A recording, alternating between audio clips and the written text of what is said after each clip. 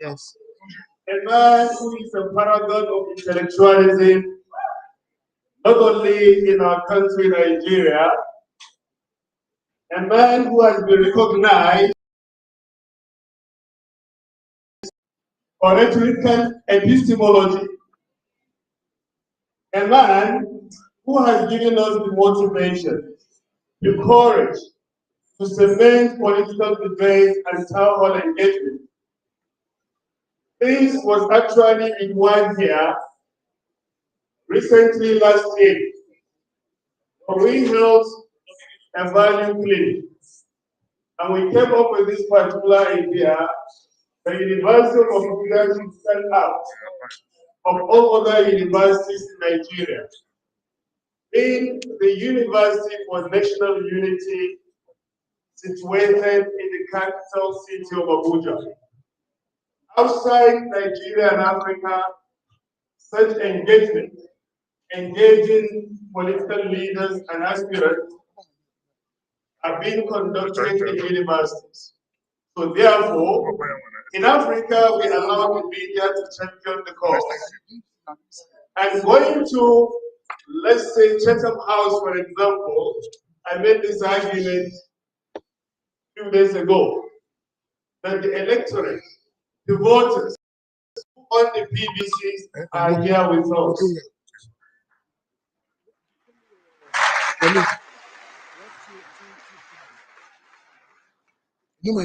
And that is why we saw it imperative to invite our political aspirants to discuss some of the modus operandi in which, if they come to power, they are going to instrumentalize in order to steer and pilot our nation to a greater height. Having experienced a lot, from colonial melancholy to the struggle for independence, after decolonization, the emergence of the years of Nigeria's agony, and perpetual corruption that crippled this particular entity, Nigeria, corruption which between 1960 and 1990s, what has been taken out of this country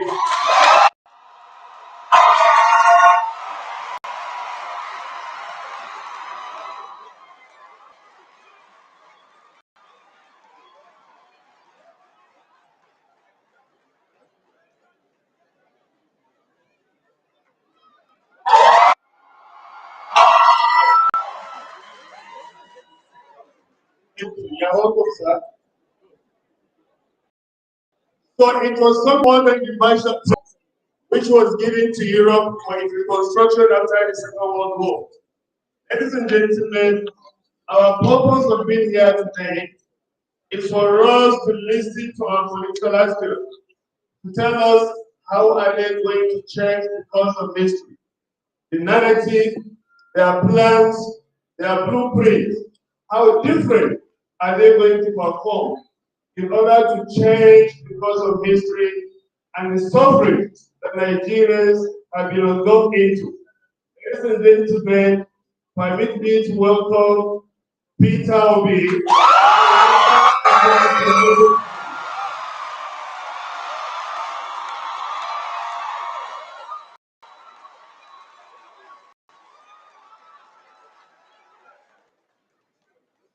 Now, before you hear from our Vice Chancellor, who is our father and father for today, we are going to listen to my friend, my colleague, with whom we share common ideas, Professor Philip Afaha, who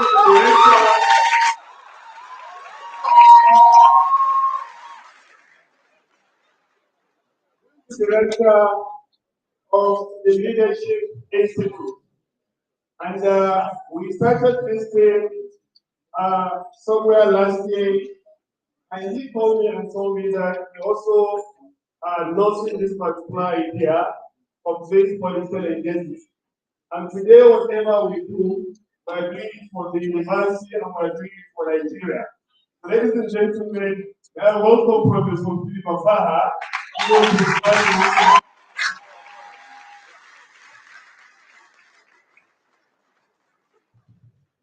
Thank you so very much. I want to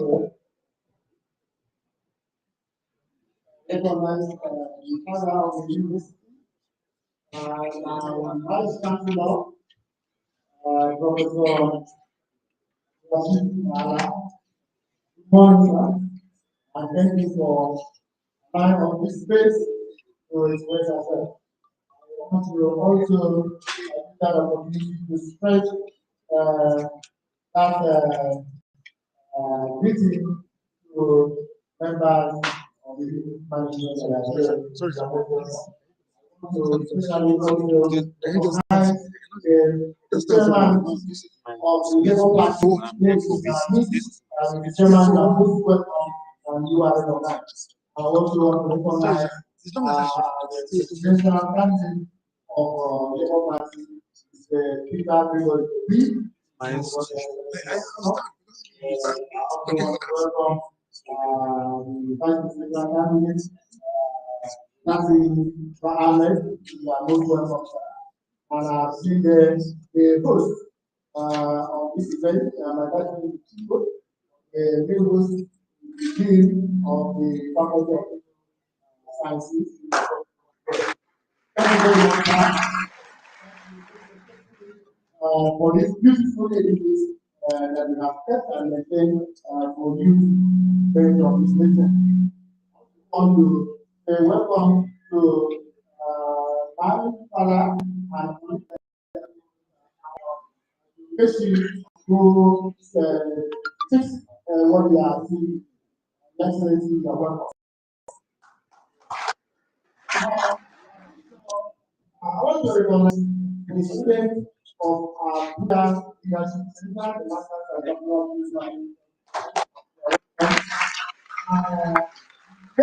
Program. Most important, I want to welcome great Nigeria students.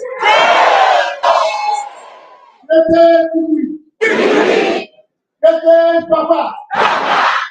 Greatest and greatest and greatest. Today is for you. Today is your day.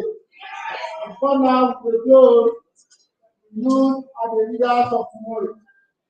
Today is the tomorrow they go for. I'm happy that you are teaching to take the battle into your hand. I'm happy to notice that you are all here for one reason, to participate in our democratic process. Nigeria needs a youth era. I'm happy that this particular election has inspired the youth of Nigeria to choose to participate in the process. Thank you so very much for being here. This program from 8:30 in the morning. I want to tell you one thing. Two great leaders that have inspired me. Professor Nahara and Mr. Peter Obi came here by 7 days.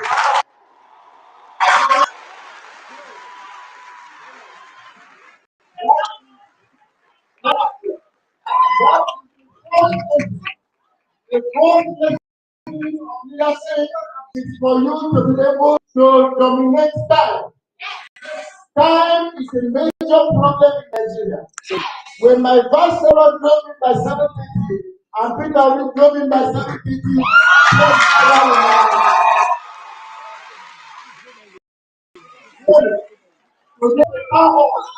but we have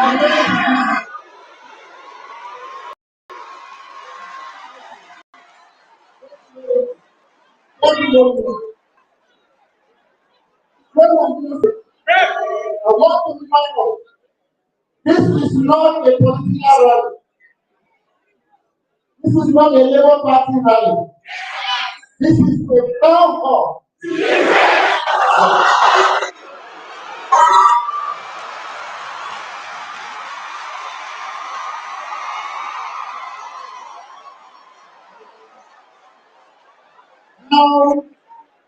Now, I'm going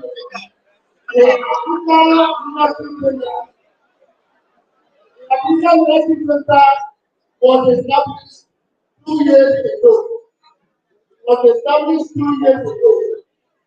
The reason of the establishment of Abuja Leadership Center was to cultivate research in leadership and public governance. University of Abuja was awarded a ticket to host a leadership school, the first leadership school in Nigeria that is recognized by government. Now we admit everything the way we always do in view of it, to make sure that this leadership school is the best not only in Nigeria but in the country. That is why we try our best to attract the who is who, both in the international sector and in Nigeria, to come and interact with the university. It is unfortunate that leadership was not captured in the general studies for undergraduate students. We are going to fill that gap by making sure once in a while we bring people the mode of Peter Obi and the leaders adapt to be speaking to talking to our students on and share experience on issues of leadership. I want to use the opportunity to thank you for coming here. All our visitors that are here, both from Labour Party and from the political sector, you are most welcome to Abuja Leadership Center. Thank you so very much for this opportunity. I want to hear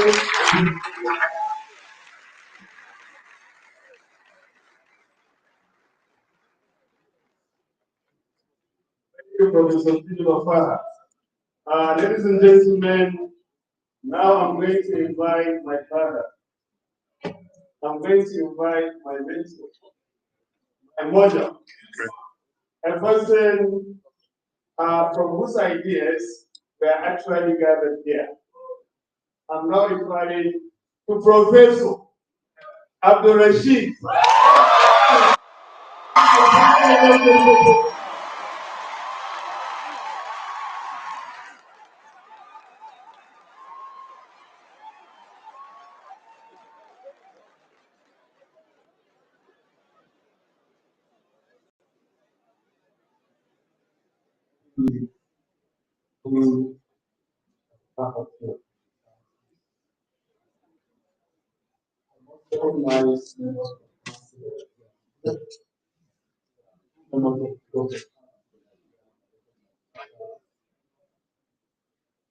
Head of the Department of Political Science, Director of the Center,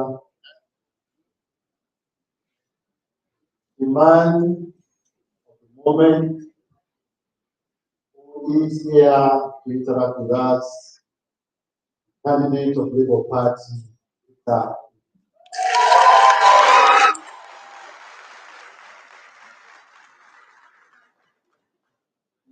Deputy Presidential candidate or Vice President candidate,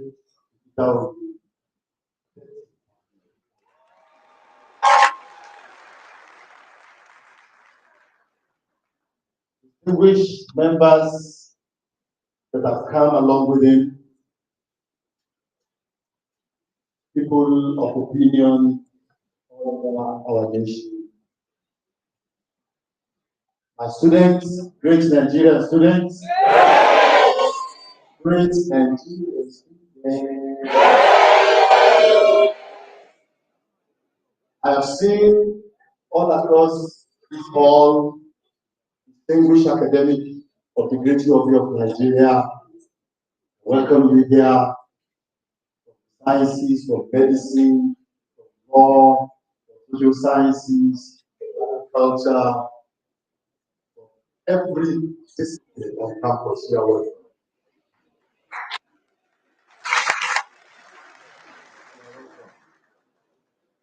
But more importantly, our students. I've heard it said by the parents, by the HOD Political Science that it is unique. Abuja Learning Center Director also said the same, that today is your day. You know, university as a whole is a laboratory. And what we do on campus is enable our students to think through issues of the moment, issues that concern development in their communities, in their nation, issues that are crucial to humanity. After all, university is about humanity. How do we project our vision into making life better for humanity? We can do research on campus. We can create products and work with industry. We can create paths and give specific advice resulting from research that we have done and lay down strategies to go to the moon. But it's the politician that will make that decision whether or not we go to the moon. Leadership is everything. Political leadership has the power to take a nation to war, to make peace, to put food on the table for you, to create opportunities for you to have aspirations and have future and have peace in your mind that your future is guaranteed. Political leadership, everything. That is why in the nation, the University of Nigeria made a decision that forever and forever, this university will bring politicians to campus and ask them questions, put them in front of our students, and allow them to answer questions from our students. We are determined from now on and forever to put this great university of Nigeria at the center of asking questions of leaders. Don't answer questions from us. Because intellectual engagement is the basis of everything. Intellectualism of Nigeria is right here at the heart of the university. Where do we want to go? Why is it that we're a nation that is endowed so much? You look at the soil, it's fertile and good. Just throw a seed and it grows. You look at the sky, even when it is raining, it is sunny. You look at individual Nigerians, they are strong, they are beautiful, the man among them is charismatic, the woman among them is beautiful. I mean, brilliant in every way possible. Why is Nigeria still where we are? What have we done wrong? Is it ideas that we have not put together from even before independence? As Pan-Africanists, as Nigerians, so many constitutional deviations. We used to have an education system that was British. We threw that away. We created the 644-504 system. We said we must start with integrated science, social studies, whatever it is. We said our languages must start from primary school. Have we implemented? What is the problem? How come India, Brazil, so many of these nations, even Malaysia, Singapore, that were even behind or just at par with us, how come they have overtaken us and we are still crawling as a nation? Is it because we have no ideas? What is the reason? We are a nation of so many years. What are politicians going to do differently? We have heard a lot of stories before. They told us they will change night to morning. They've never done nothing against people. What will they do differently today? You want to know it? What is it that you want to do differently today? Tell us as a university. Tell us. No.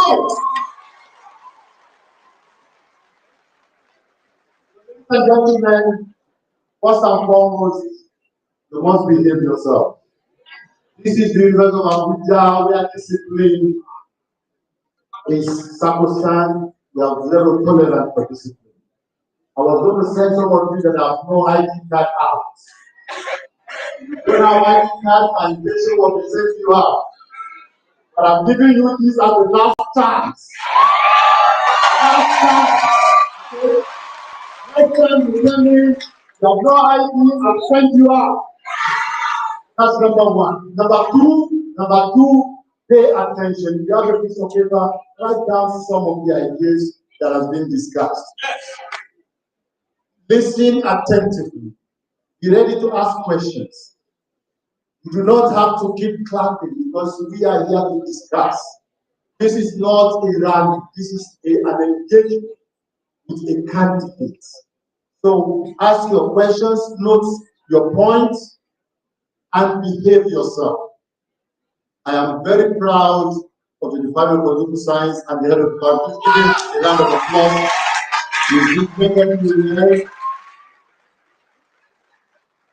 Very proud of the director of the Academic Center. Please give him a round of applause. Thank you for the work that you are doing. Please, as I said, be engaging. I have people around. If you misbehave, we will show you the way out. I'd like to thank you and I welcome you. Thank you very much.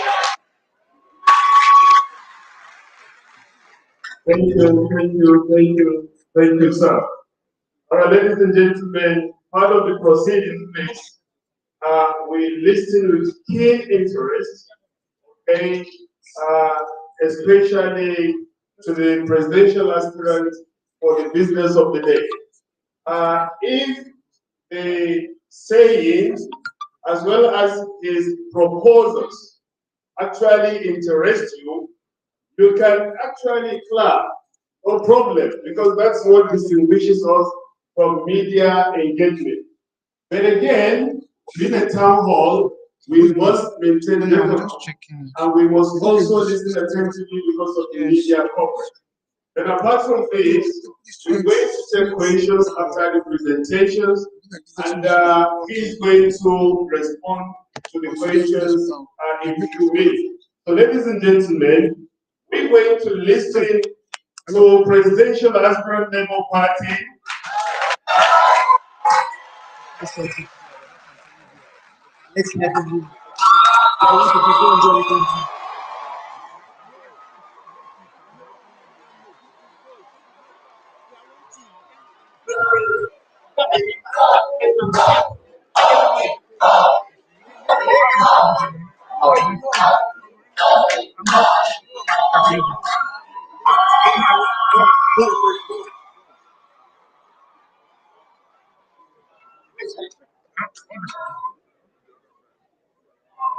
So ladies and gentlemen, please sit down.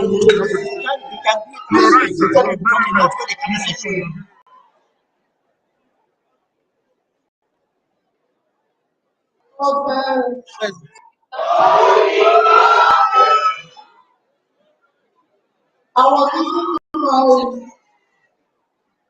I was listening to my brother and said he's going to introduce me. So I said, what again do you want to introduce me? Call my name. Let me start by respectfully recognizing our Vice Chancellor, Dean, and the Director, Vice Presidential Candidate, Chairman of our party, and all the dignitaries that are gathered here, especially most importantly, mine being is the gratitude. Sincerely thank the university and the faculty and the director.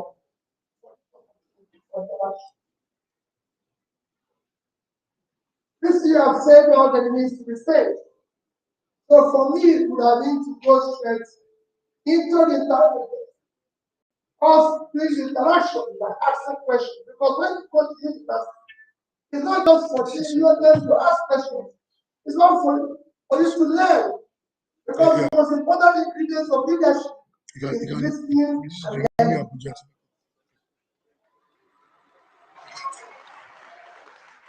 When I was driving here, see more of the video. When I was driving here this morning, I told Aisha, who was in the car, let me tell you the greatest thing that happened to me in terms of education. That whenever I go to a secondary school, I'll ask the principal and all the teachers to do. I want to talk to the student. that it was the students who told me what I did. I will move from the system number one, not the other. So for me, I want to learn. It's about their future. But it's important that before we go into that discussion, we need to know where our country is today.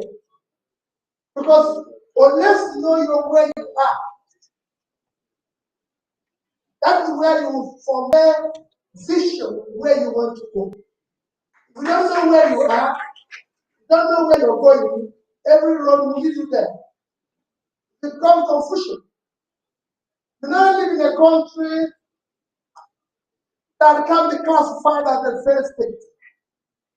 Because they have made the two major ingredients of a failed state. When you are no longer in control of number one is when you are no longer in control of your territory. Nigeria has today insecurity that is threatening the existence of the country. No place in Nigeria today is secure. That is affecting every community. From banditry to kidnapping, from everything that you can imagine. And we seem to have lost control of it. We have an economic crisis with a debt that everybody, every analyst, every institution have said Nigeria is reaching the worst in terms of the debt. Yesterday I discussed the debt in Bauchi, and I said to them, this city of Bauchi is where we had a leader, Alpha Balewa, a divine leader that was in 1964 to 1964, applied to the World Bank for the first time for Nigeria to borrow money, to borrow $82 million to build the Kainj Dam, to generate 760 megawatts of electricity. And that letter to the World Bank said, we want to change the economy of our country. So this electricity would happen. 1964. That was the first time Nigeria borrowed money. And the World Bank replied, congratulations for that vision. Giving that money, that is why Kainj Dam was built. 59 years after, that money which he borrowed in 1964 today is worth about 1.2, 1.3 billion naira dollars. 1.2, 1.3 billion dollars. Today, 59 years after, we can still talk about Kainj Dam. But Nigeria today is going in naira, if we put the ways and means that are there, about 77 trillion. And if you convert it by 410 naira, you have about $187 billion, which is the equivalent of 150 Kainj Dams. Where are the Kainj Dams?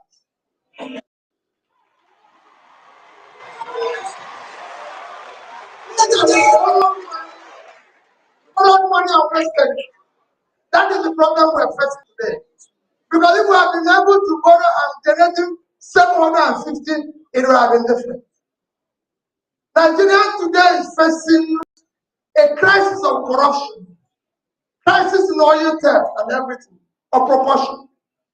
Your university was closed for 8 months in a country where the average tertiary intake is 9%. The average is at 8%. We're 9%, and it was shut down. And the reason why it was shut down is because there was an agreement in 2009 with the federal government of Nigeria signed and agreed that they will put in 1.3 trillion. 1.3 trillion. And they paid 200. And in subsequent 10 years, they could not pay anything. They're still a country. The same country, in oil theft in 1 month would have paid them. We're the only opec country that is not supplying our water. except from Venezuela because of them. In July, it's even worse in August. In July 2022, our OPEC quota is 1.8 million barrels per day. In July 2022, our average production was 1,083,000. Every day, we lost 717,000, which for 31 days was 222,227 barrels. That's what we lost in July.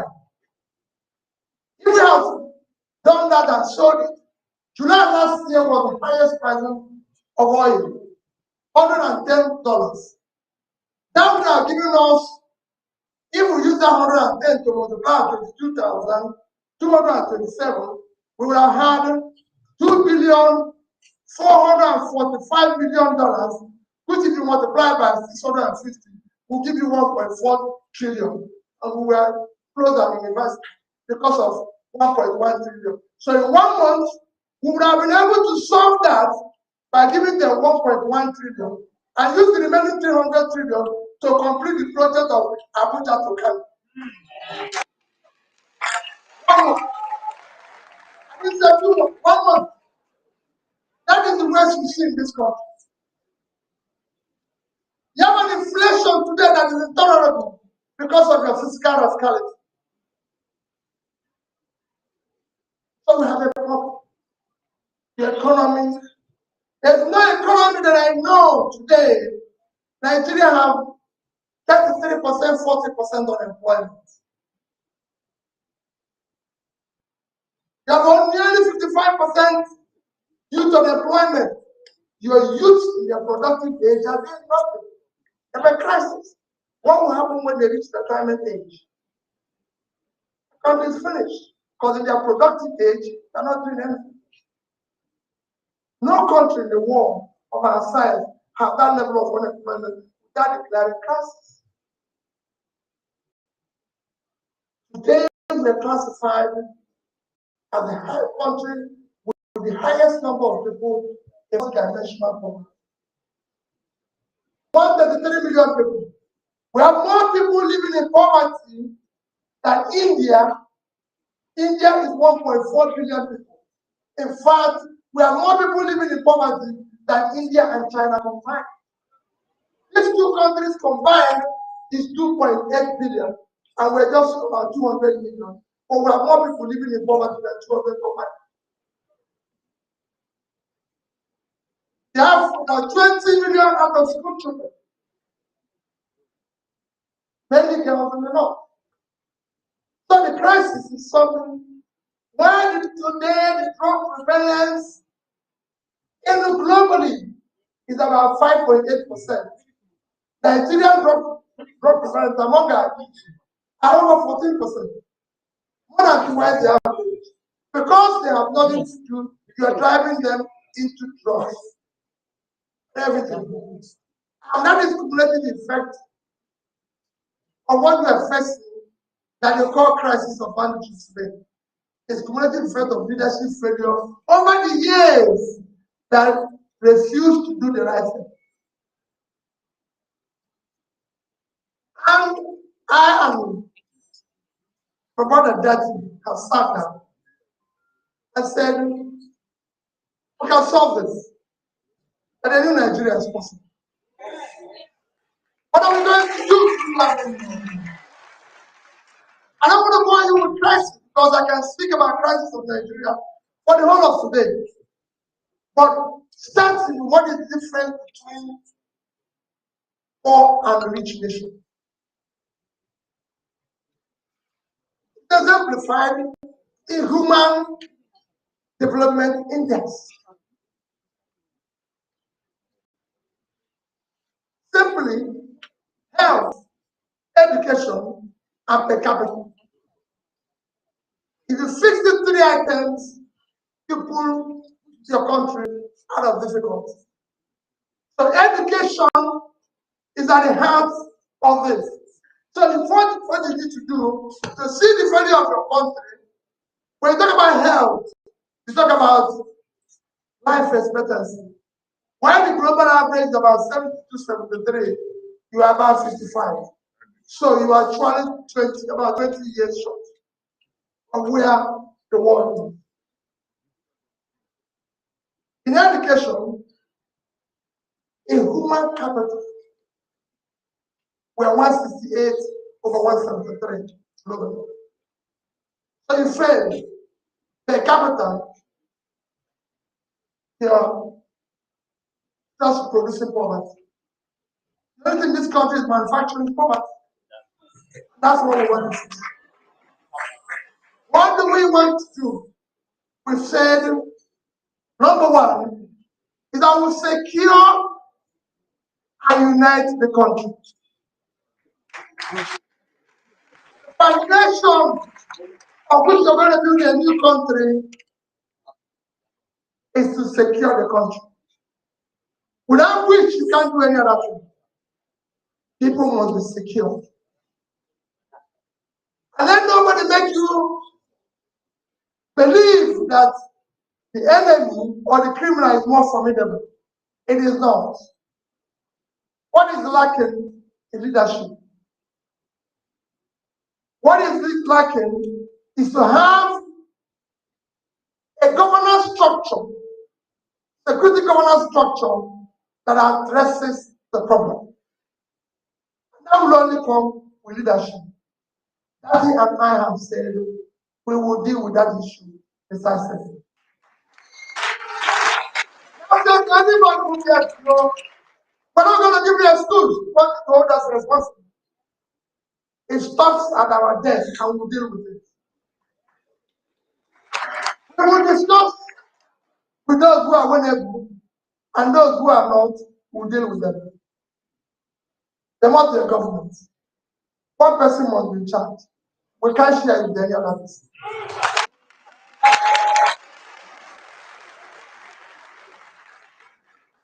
Simultaneously, as we are doing things, you must start, because everything you need to do must be simultaneous. You must start putting people out of poverty. The only way to do this is to remove your country today from consumption to production.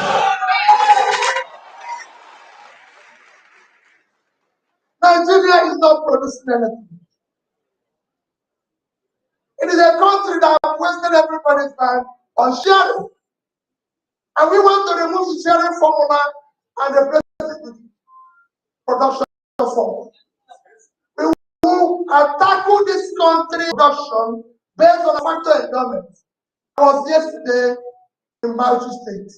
Look at my campaign. And I told the people of Abuja State, you know, today waiting for the money to be shared from Abuja. It will soon stop. Because Abuja State is actually bigger than two countries. Abuja State is bigger than Belgium and Gambia combined.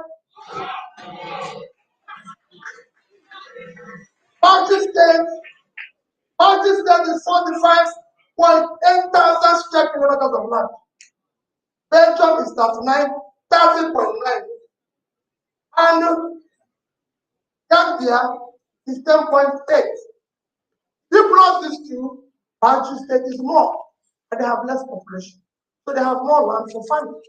But they can't feed themselves. When these two countries can feed themselves and everything, we have to. Out of the 10 poorest states in Nigeria, 9 is in the north. And that 9 is a state that can feed Nigeria. State that can make Nigeria a great nation. Because Nigeria can earn more from agriculture. I say it every day, far more than it earns from oil. God has blessed us with land. Or we can't even feed ourselves. India can feed itself. India is 1.4 billion people living on 3.2 million square kilometers of land. Nigeria lives on 1/3 of Indian land. We are living on 923,000 square kilometers, where we have 1/7 of their population. But they can feed themselves and export So we cannot feed ourselves. It's unacceptable. It cannot continue.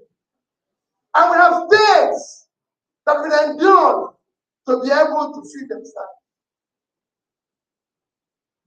Niger State is poor. Borno State is poor. Taraba State is poor. These are our three biggest states.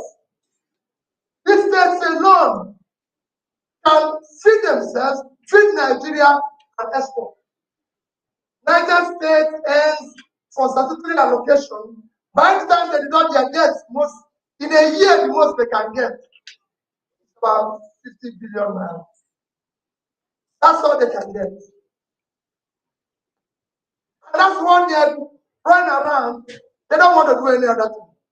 When they are sitting on 76.3 thousand square kilometers of fertile land, 8 of their local governments is under control of bandits because they have no job. But they have 76.3 thousand square kilometers of fertile land that can change Nigeria. Netherlands have only, without water, 33,000 square kilometers of land. So Niger State is 2.5 times the size of Netherlands.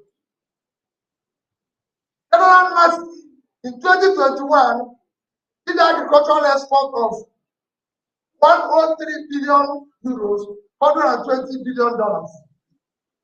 Niger State cannot feed itself. But they have 2.5 times their land. They have winter, they have everything.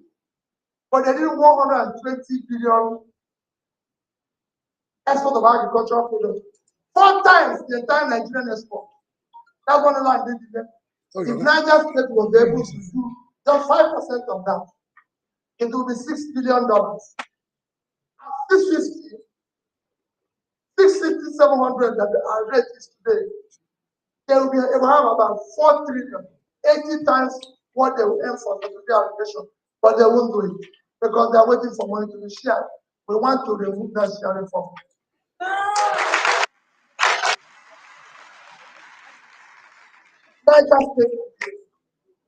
The same thing is what you're going to see in all other places. Our problem today is Sambisa Forest.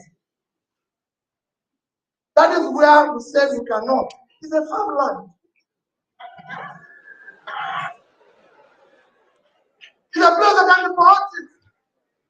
The Sambisa area is 60,000 square kilometers. That is 3 times the size of Israel. Israel is 22.1. So if you times Israel by 366, they are 60. It's 10% minus of loss. And it's giving us problem. We can become a farmland. That year and I have changed. We will change this country. We are not here to give us. So we can use that. The same thing goes with Taraba. I just want to use this spirit to show you how great this country is. The same thing goes with Taraba. Taraba is 64.4 thousand square kilometers. That is bigger than Belgium and Israel combined. They can't feed themselves. Taraba is the fall of Mandela, where you can do tourism, where you can grow flower, where you can grow tea, where you can grow coffee. But in Kenya, there are so young boys and girls picking flower. Kenya did export of over $500 million of flour in 2021. Flour, take all of this in growing flour. We have enough young girls and boys that you can buy some during Valentine and everything. So we have, but we're not growing that. They want to go to holidays. Everybody is going to Kenya on holidays. What do they see in Kenya? It is the mountain, it's the beautiful scenery. They have it in Taraba. So people can go there. But we can't go there. Taraba can grow coffee. Ethiopia did export of $1.1 billion worth of coffee in 2021. Nigeria cannot. Total export of Nigeria in 2021, including oil, is 18 1.9 trillion, convert it by 660, which is the rate today, is under $30 billion. For a country of 200 million people living on 903,000 square kilometers. Since you mentioned Malaysia, Malaysia lives on 329,000 square kilometers of land. That's 3 million population. Their export in 2001 was over $250 billion. So we couldn't do 8 times what we did for Malaysia. It's unacceptable. We will change this country. We must make it productive. What did Malaysia export? Including the oil, palm oil, which they came here to learn. No. Vietnam came out of war 2 years ago. Vietnam export. Vietnam is some 331,000 square kilometers of land. 100 million population, half of our population, their export is over 350 billion. We couldn't do 10% of what they do. That's not how they are. We double their population, 3 times their land size. Don't accept it. I can go on and on. You have a great country. You have a great space. What you lack is leadership. This people have wasted everybody's time. A long time. And throwing your future. We're talking about your future, it's not about our future. It's your future. When you say people should go and talk in university, this year I was telling you your office. All the great men I met them in university. I met them in university. When I passed through Oxford, Cambridge, Harvard, and everything, I met great people come and talk to us as students. That's what we did. We want to build a better future for you. It's not about us. They will come and tell you who is Mr. Obi. Mr. Obi doesn't have even structure. They don't know him. What structure do they have? Structure of criminality, corruption, throwing people into poverty, and causing misery for our people. We want to reverse that. That's what we want to do.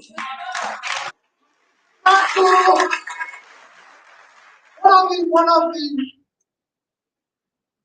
channels that was interviewing me this month said establishment. I said, which establishment? Is it corruption establishment? Is it corruption? No. My dear people, we are not here to tell you anything, but to assure you that a new Nigeria is possible.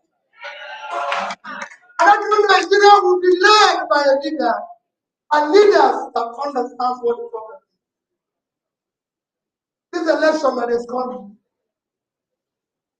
must not be based on ethnicity.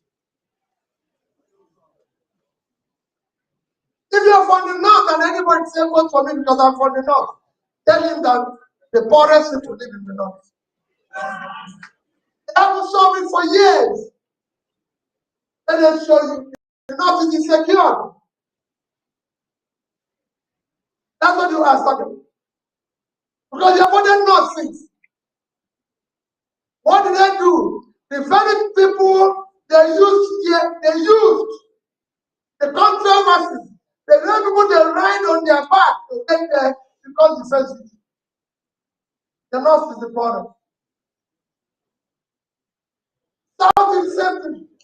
There's poor people everywhere. So please, it is not about ethnicity. You can't drive say from Abuja to Kaduna by air, by road, or by plane. It's not because a non-northerner is the government. Enough of that. This year's election should not be by religion. There's no place Christians or Muslims buy bread cheaper. If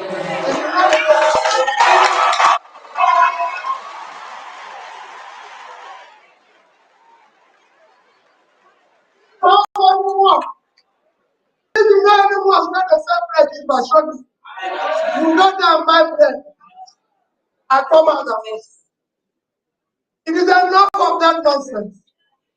Our problem is not religion. I've asked people like BC, you have opportunity of traveling to Dubai. I'm a Christian and a Catholic.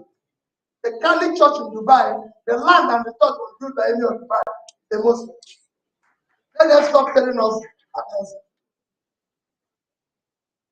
The central mosque is not wrong. The land cost billions. The land was donated by the Queen, not the Muslim. Only in Nigeria.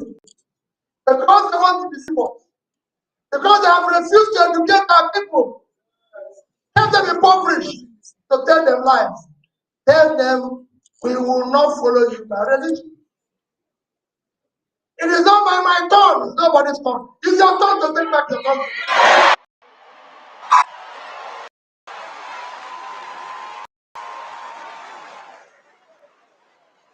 It's nobody's turn. My name,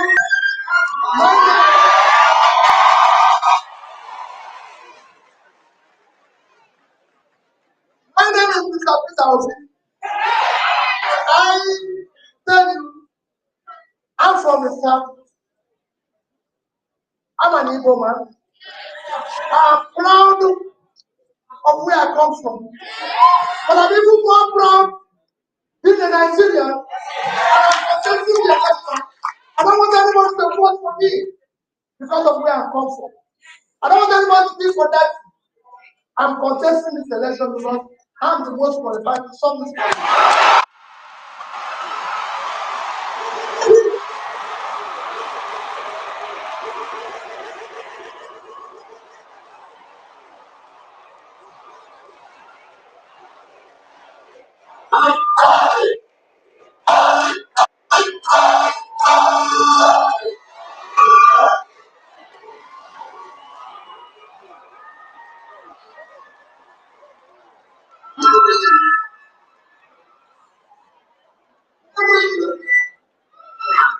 Let me assure you, this year's election will get a Canada we can throw. You no longer story. The vice presidential candidate is here. And I'll tell you who he is. His name is Dati Baba Ahmed.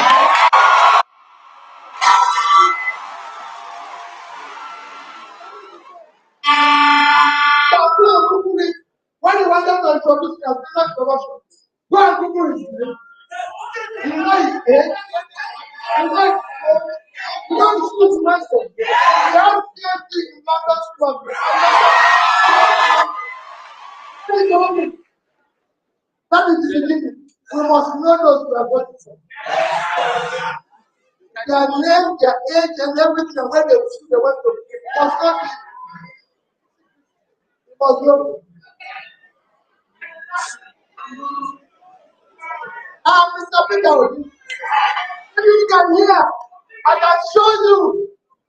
Let me tell you, I can show you people whom I went to school with.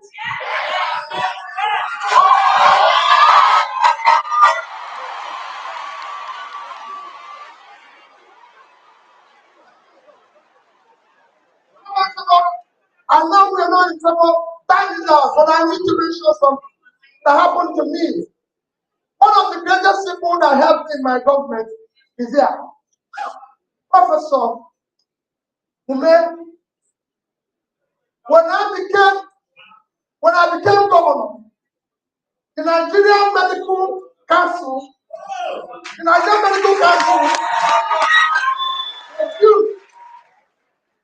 Medical Council refused and said to me that the University of Anambra State University Medical School is shut down. And I asked why. They said to me, you have no teaching hospital. You cannot have a medical school without a teaching hospital.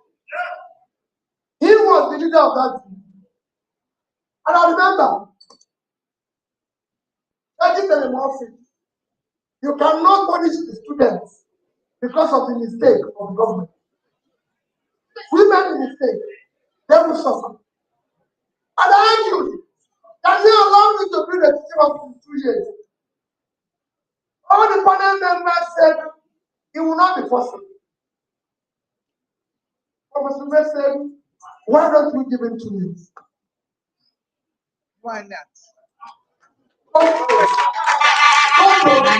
to Anam State University. I built the fastest teaching hospital ever built.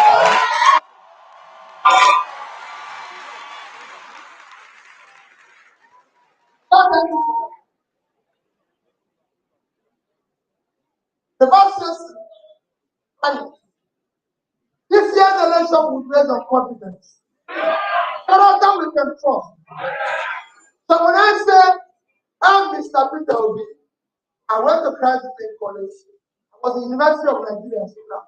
I'm an alumna of Lagos Business School. An alumnus of Lagos Business School. Alumnus of Oxford, alumnus of Cambridge, alumnus of I can go there and Google it. If you Google Oxford, then you see. So it is a very simple thing. We need people with commitment. We need people with compassion. So we know what we need. Maybe because of us, because I want it to be interaction, I want it to ask questions. I heard when we're talking, they said if anybody do something that is wrong, walk it on. I'm not going to walk anybody out. You're free to tell me whatever you want. I want to learn from you. Because I'm your future. But let me assure you again. Don't allow us to continue the abuse of your country. Don't allow us to continue the abuse of your country. The society you are allowing us to abuse today, and destroy today, will take its revenge on you. God bless you.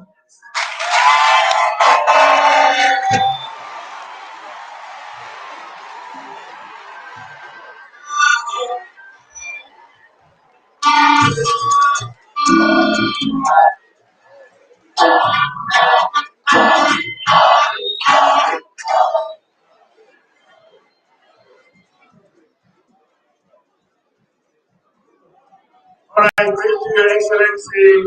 Thank you, please. You may sit down, please. Thank you for your presentation.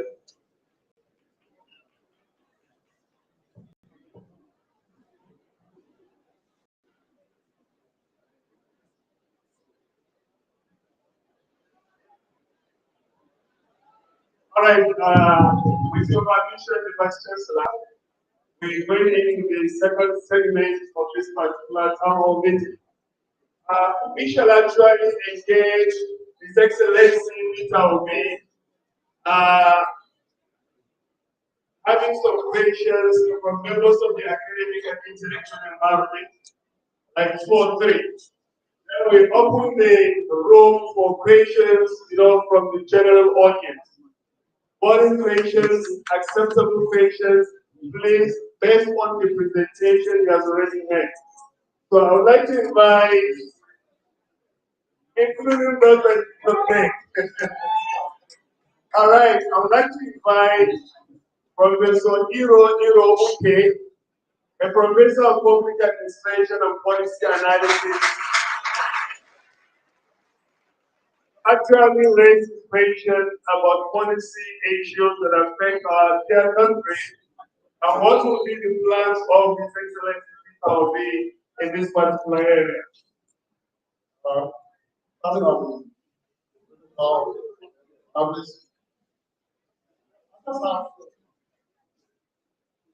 little practical question that I want to ask our candidates.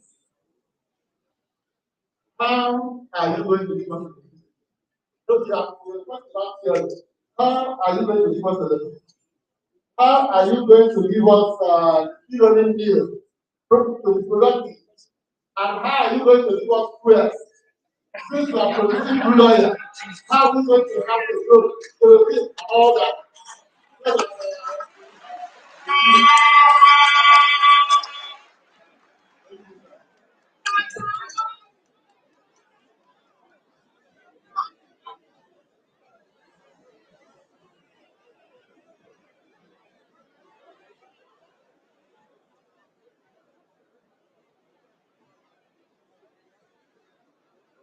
All right, we're going to take 2 more.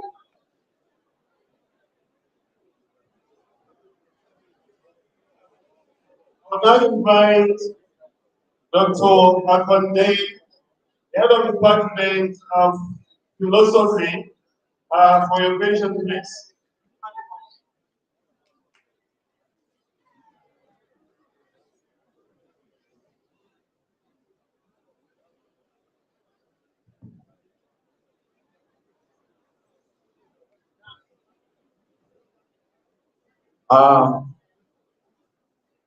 Vice Chancellor, sir, please permit me to stand on the same protocol. My name is Dr. Tunde Aga, the HOD Philosophy Department, University of Abuja. So please, sorry, but please introduce yourself proper. Then you go ahead with the question. My name is Dr. Tunde Aga, the HOD of Philosophy Department, University of Abuja.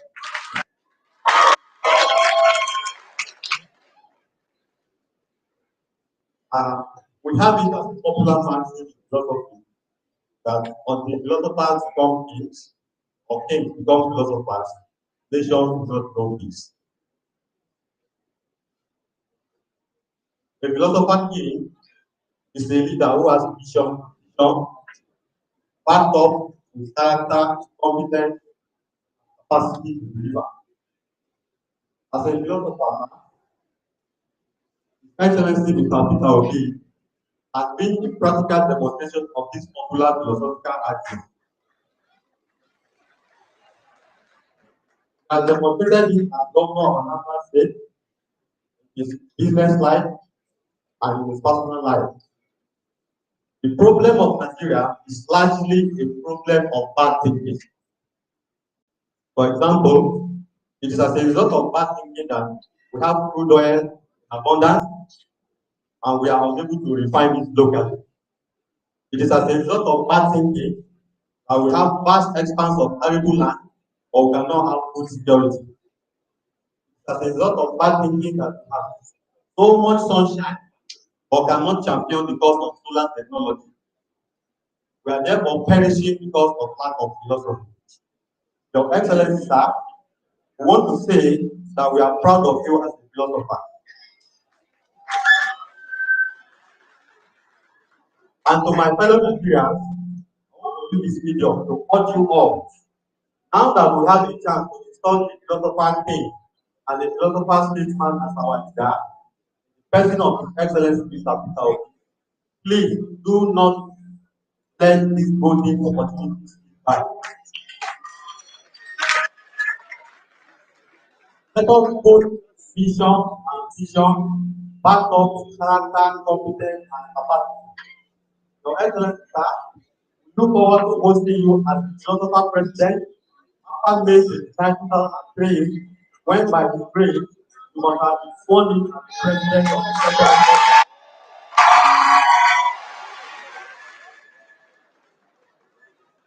God bless Saudi.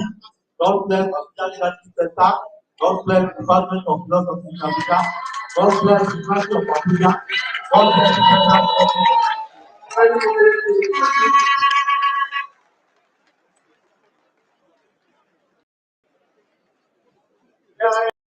Also, we have one professor for the student place. Let me invite Professor M.M. Simon Ikechukwu of the Department of Veterinary Public Health, please.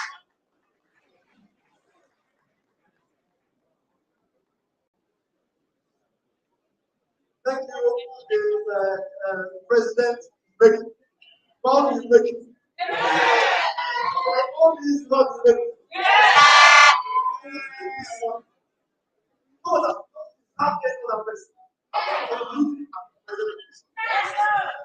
But I know the problem of Nigeria is complex. And as I have just enumerated here, it's like in abundance of water. How do you assure that when we get policies that improve this system in such a way that even when we do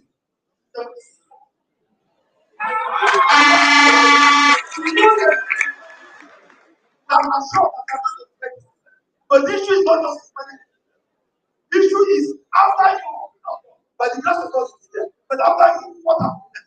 So that be like another country. But we are not the best entering matters, but how?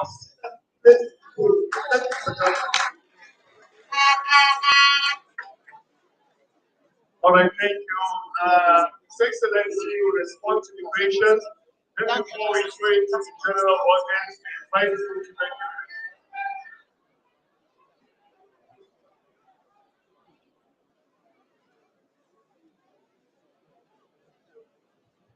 Somebody will make sure you hear it very well.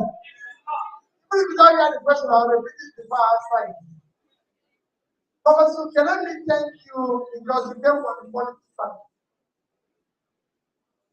Professor, there's nothing difficult in power generation. There's nothing that Nigeria is going through that other nations have gone through. The three countries that have been able to double their capacity in power generation, the fastest growing power generation in the past 5 years have been three countries, and those three countries are developing countries. Number one is India, Vietnam, and Egypt. Egypt is in Africa. Egypt is in Africa.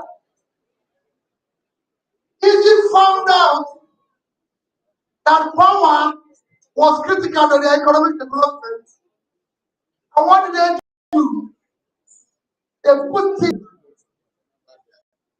what made it necessary for them within a period of 4 years to move to below 20,000 megawatts,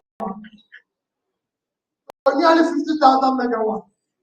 As we speak, Egypt is exporting power to Europe. Egypt is in Africa. I was in Egypt for 3 days. Studying what they did. What they did from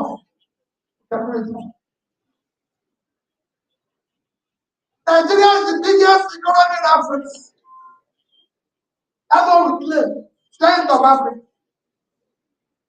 The giant of Africa generates between 4,000 to 5,000 megawatts of electricity.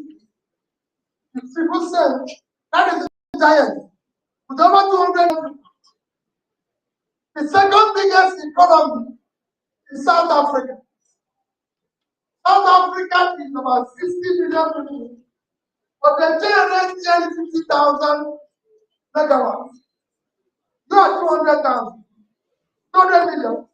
You generate quite good, maybe about 5,000. And then somebody will generate about 50. And in the past 2 months, South Africa declared war, what they call emergency power.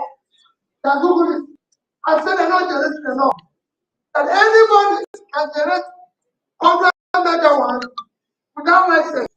Somebody who is generating about 50,000, 60 million people have declared emergency. Then you're generating 5,000, you're 200 million. What will you do? That war.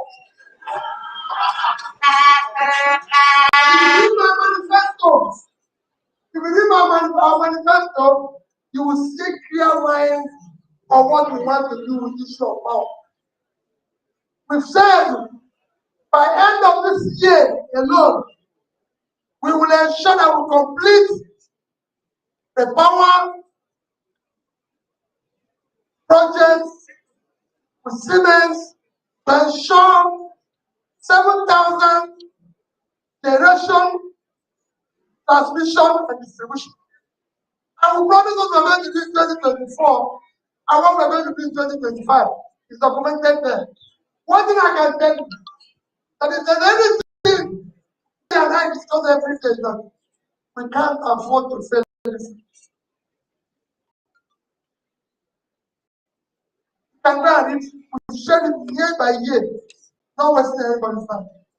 On the rolling bill, I can tell you, Prof, when we want to deal with this issue of the organization, we're not giving a detailed question what we're going to do, because we need expert advice. First, that we want government to pull out of any form of investment. Government is not a good manager. We want it to do everything to be privatized, but not the number of producers that done in the past. Where we privatize profits and socialize losses, we will now deal with it the way it's going to be done. And everybody will see in a transparent, regulatory manner. On the issue of first is that people have high discretion. If we have the opportunity from day one, we remove subsidy. Come. People will tell you, oh, there will be crisis. Let me assure you, there will not be any crisis. First is that subsidy, as it is in Nigeria today, is organized crime. Nigeria is a country with about 200 and 250 million population. Pakistan is about same population, 200, 250 million.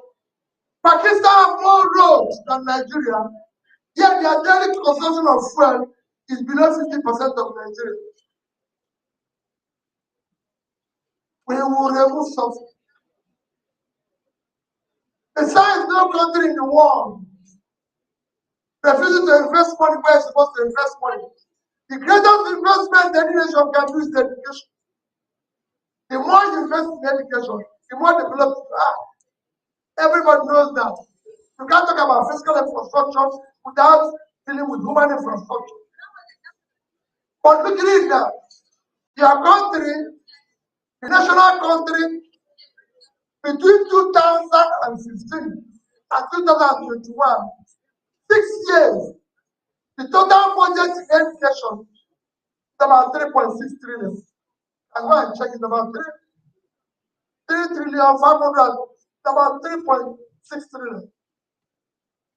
The second most important thing the nation can do is health. In fact, if you follow Professor Angus Dutton, the Nobel Peace Prize winner in 2015, he said that the difference between rich and poor country is health and education. The second biggest thing you can do is health. Your budget in health is about 2.2 trillion for 6 years. These two combined is about 6 trillion, and you're spending the budget for subsidy 1 year is 6.7 trillion. It's unacceptable. That is why your country is collapsing. We will remove it. We will support those who are going to do have refining facilities there. Dangote is about to be completed. We have some other refineries who are not even getting the crude oil. I said every that people don't want that. Even have people that say that doing this illegally. I will go to them and say, okay, no more illegal. Come, let's do it illegal. Come,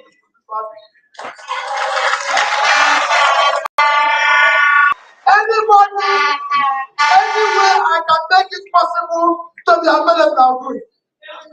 And I'll bring the price down. And I'll use the resources I used to steal to invest in education, to invest in health.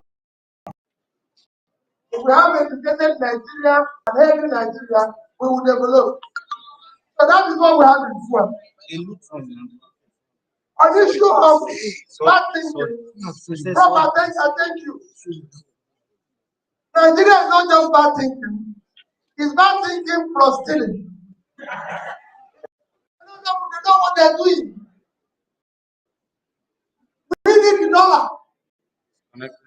I'm just giving you an example. That if every $1 is not producing its quota, if you compare Nigeria and Angola this year, because of the high oil price last year, Angolan inflation have come down, the rate of exchange have come down. Nigeria took the other way around because you're not producing your quota. I just give an example. With July, in August, our production was 1. And our production is coming up now. In August, our production was 975. We're losing 825 every day. That's 1 day, about 25 million dollars. Put a 2.5%. The money is in every day. So we'll deal with that. It's bad thinking and stealing. We'll stop the stealing.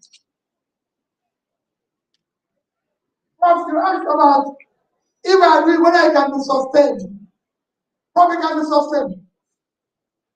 When you talk about the institution, what sustains the institution anywhere in the world is the people. What sustains the institution anywhere in the world is the people.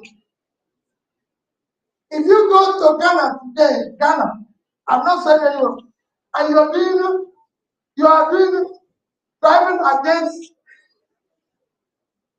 the road where they say it's one way, it is only for vehicle going this way, and you're going against it, Kenyans will block you. They block you. A minister was just able in Africa recently because what did he do?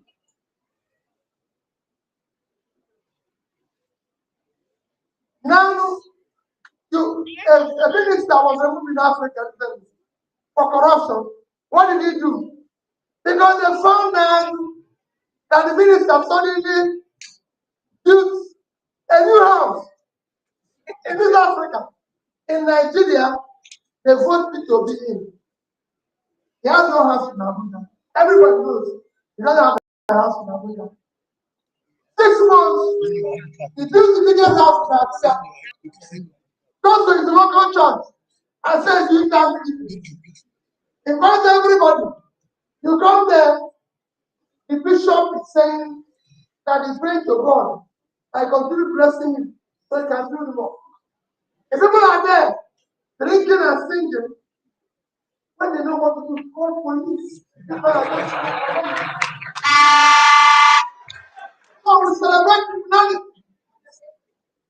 We celebrate criminality, bad behaviors.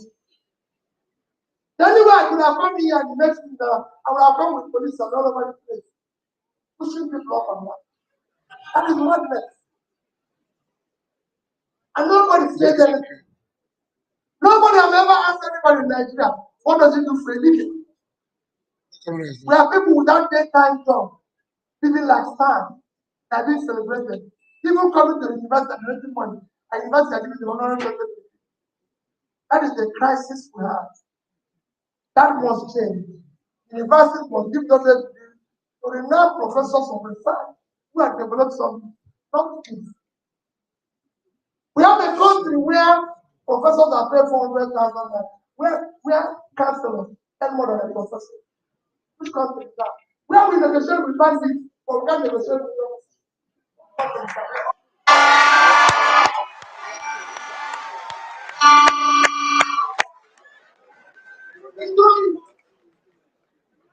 We will set this country. Suppose we can sustain it. We will sustain it. We will say no. When the two person come and say, hey, okay, that's service.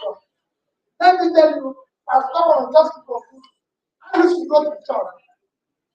And I said to them, if the governor comes late, stay at the back. That's very common. Because I was visiting as a governor, when I left, when the government chairman came what I wanted to go from, because the stay at the back. It is the people. Thank you.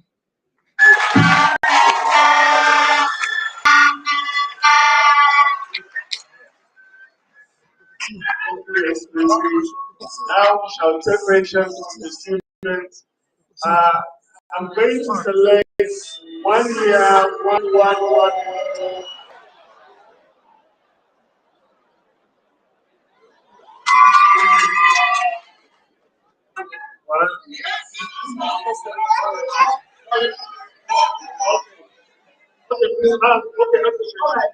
Thank you very much, sir. My name is Olubachi. I am from the Department of History and Diplomatic Studies. Now, I want to ask, you have talked so much on the economic problem of this country. do we channel the intellectual of young people in this country to actualize a prosperity in our economy? Talking about, for instance, like the polytechnic education. How can we revive it? How is it possible that people can go to school to study furniture and they will make it? How can we go to school that people will study iron bending or what you call it, and people can make it? You don't have to always want to be a lawyer or you be a people can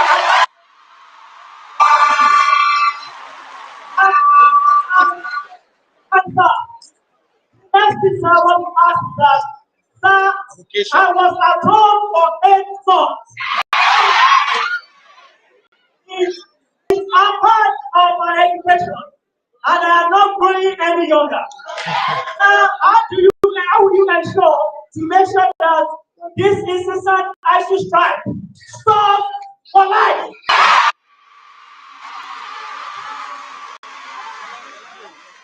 Nothing I want to say. Nothing I want to say. Yes, Nigerian students.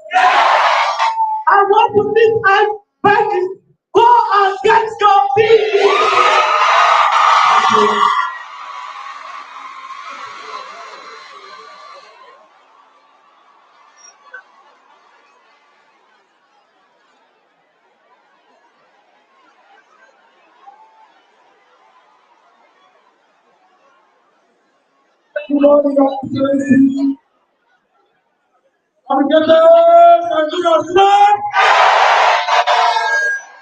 My name is Lawrence Chidebere Oku. I'm a former level of political science and international relations. Your Excellency, I have a question for you. I am a frustrated Nigerian. What will be our fate?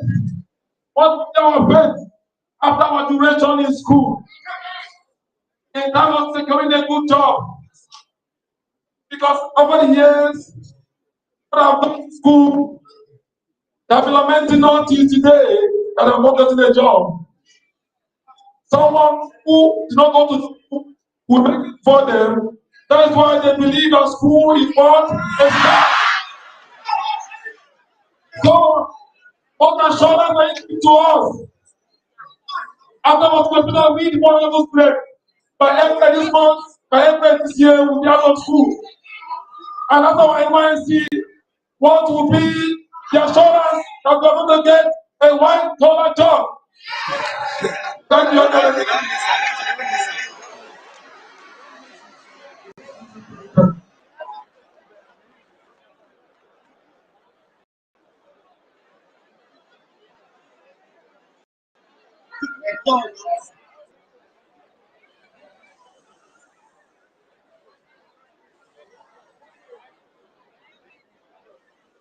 For the greater Nigerian student, and for total Nigerian student, I want to talk. I want to yell. I want to follow.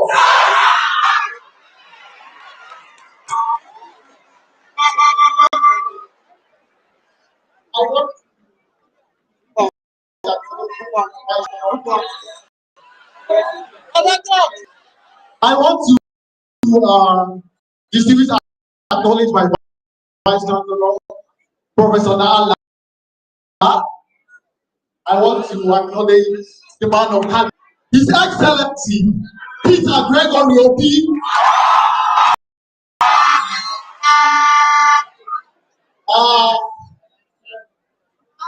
It is a great opportunity.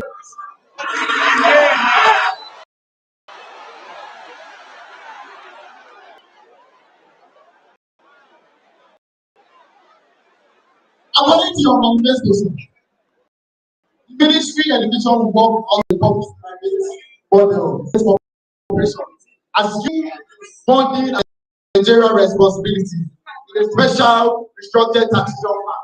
So can you give us the proper plan and strategy on how you want to implement this? Then my second question is, our school is in session. How do you collaborate with students in order for us to harness and go and collect our PVCs in local areas?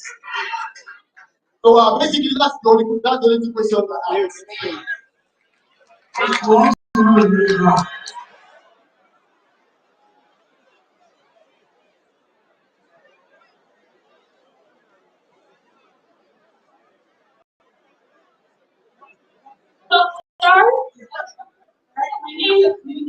top level.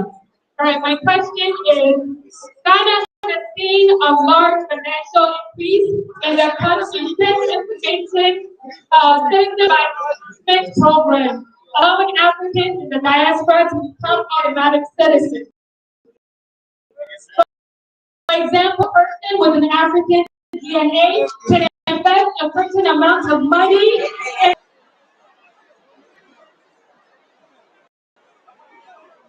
All right, for example, a person can invest a certain amount of money in the country through business, through donations, and through real estate ventures to be granted citizen status in the country. Do you think that type of program will benefit Nigeria? And if so, how will you go about putting it into place?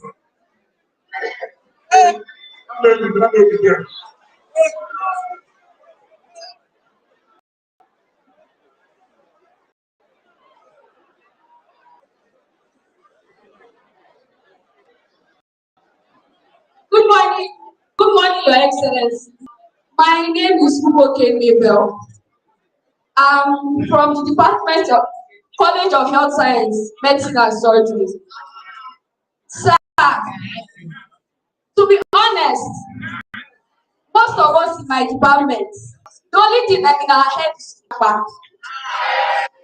So, what's the assurance that after going through this whole stress of medical school, that I will not graduate and then they will be paying me 70K under very bad working conditions. Apart from that, doctors are under so much stress. The doctor, and then something happens to a patient, and then the patient's feelings come and attack for doing your job as a doctor. So what's the assurance that, because the brain drain in the medical sector is really, really high. So what are you going to do about doctors running away from the country? Thank you. Please.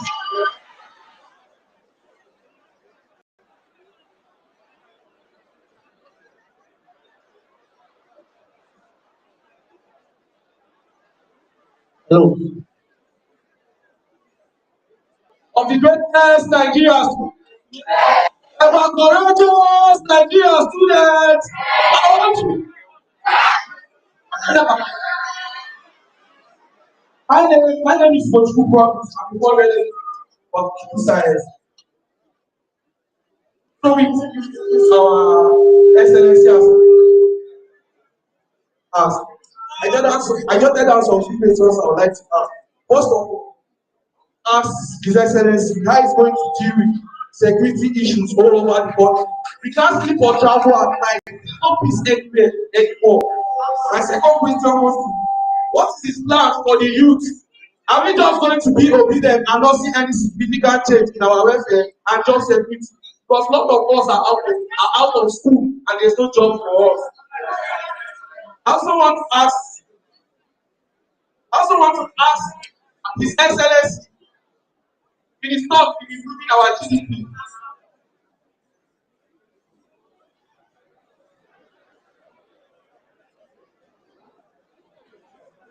Very much. Thank you.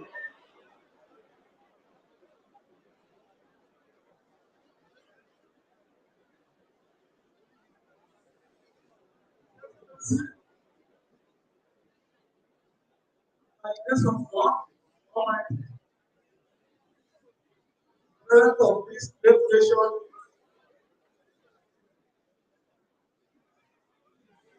Comrade, there is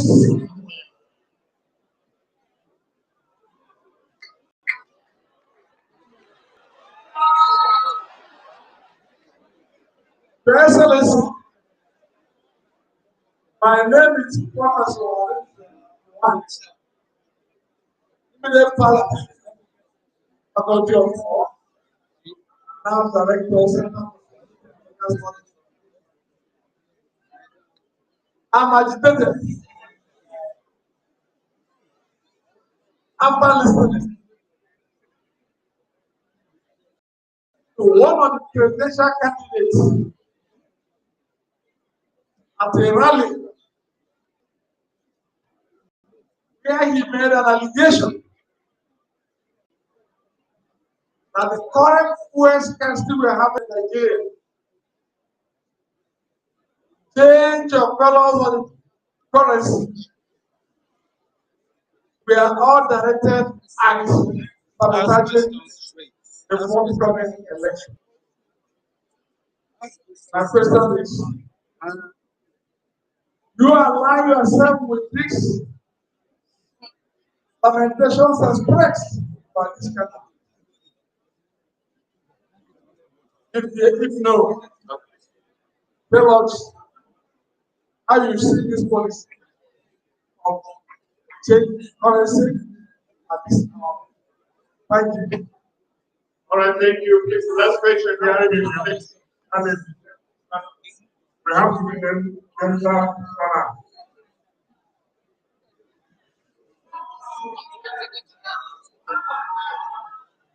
Good morning, my friend. It's a great honor to be here. And you're welcome. My name is Tanya Kwesta. I'm a Nobel level student of post science and international relations. My question is on insecurity.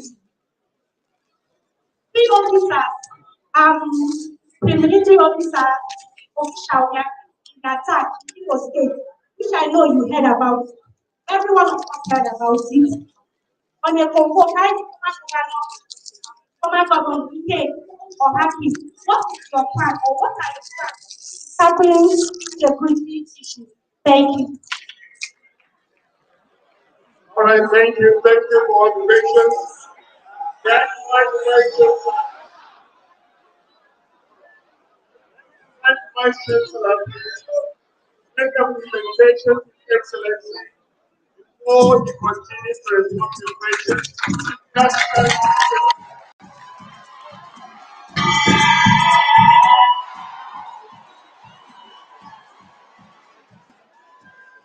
Great Nigeria students!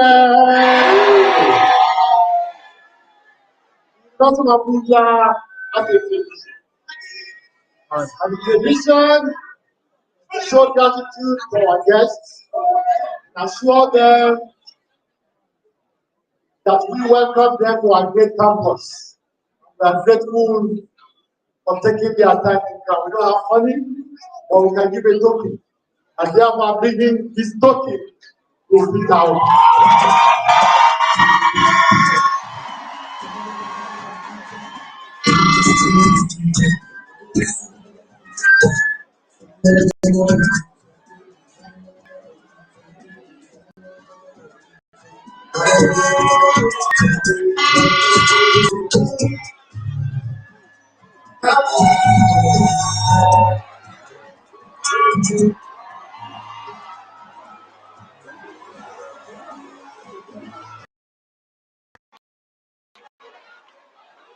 Greatest Nigeria student, about greatest Nigeria student. And secondly, I want to give him a copy of my book. It's a collection of poetry poems, and it's titled Obama Mentor.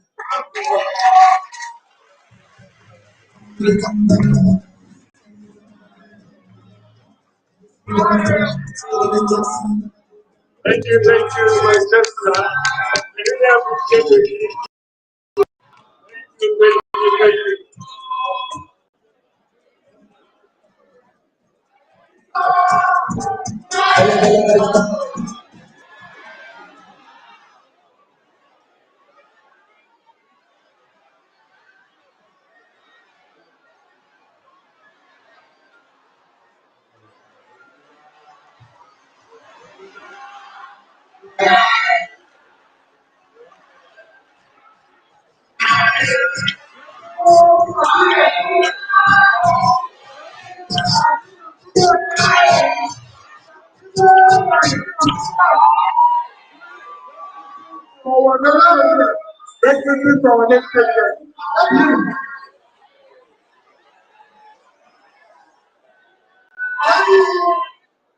Let me believe with all of us. Let me believe with all of us that there's something the Vice Chancellor meant all of us this morning. My dear students, there's something the Vice Chancellor was telling all of us this morning. What we are doing here as the visit the president this morning is very, very important. That's how you select and vote for leaders everywhere in the world. You are not, we are not here for nothing. We're here for intellectual discussion, which I want to plead with all of you. So please participate. Let us organize ourselves and participate, and you'll see the difference. In the end. Now I'm going to answer the questions that were asked by students. Very, very important question. The first question is about the issue of how do we transform it that somebody who read carpentry, furniture can be rich, get job. Let me assure you, my brother. Tertiary education is very important. But once you have basic education, you can actually take the work. So that skill you're talking is in you. You don't need to look for a job. It goes with somebody who said they are looking for a job. What we want to do in the country is to make you job creators, employers of labor.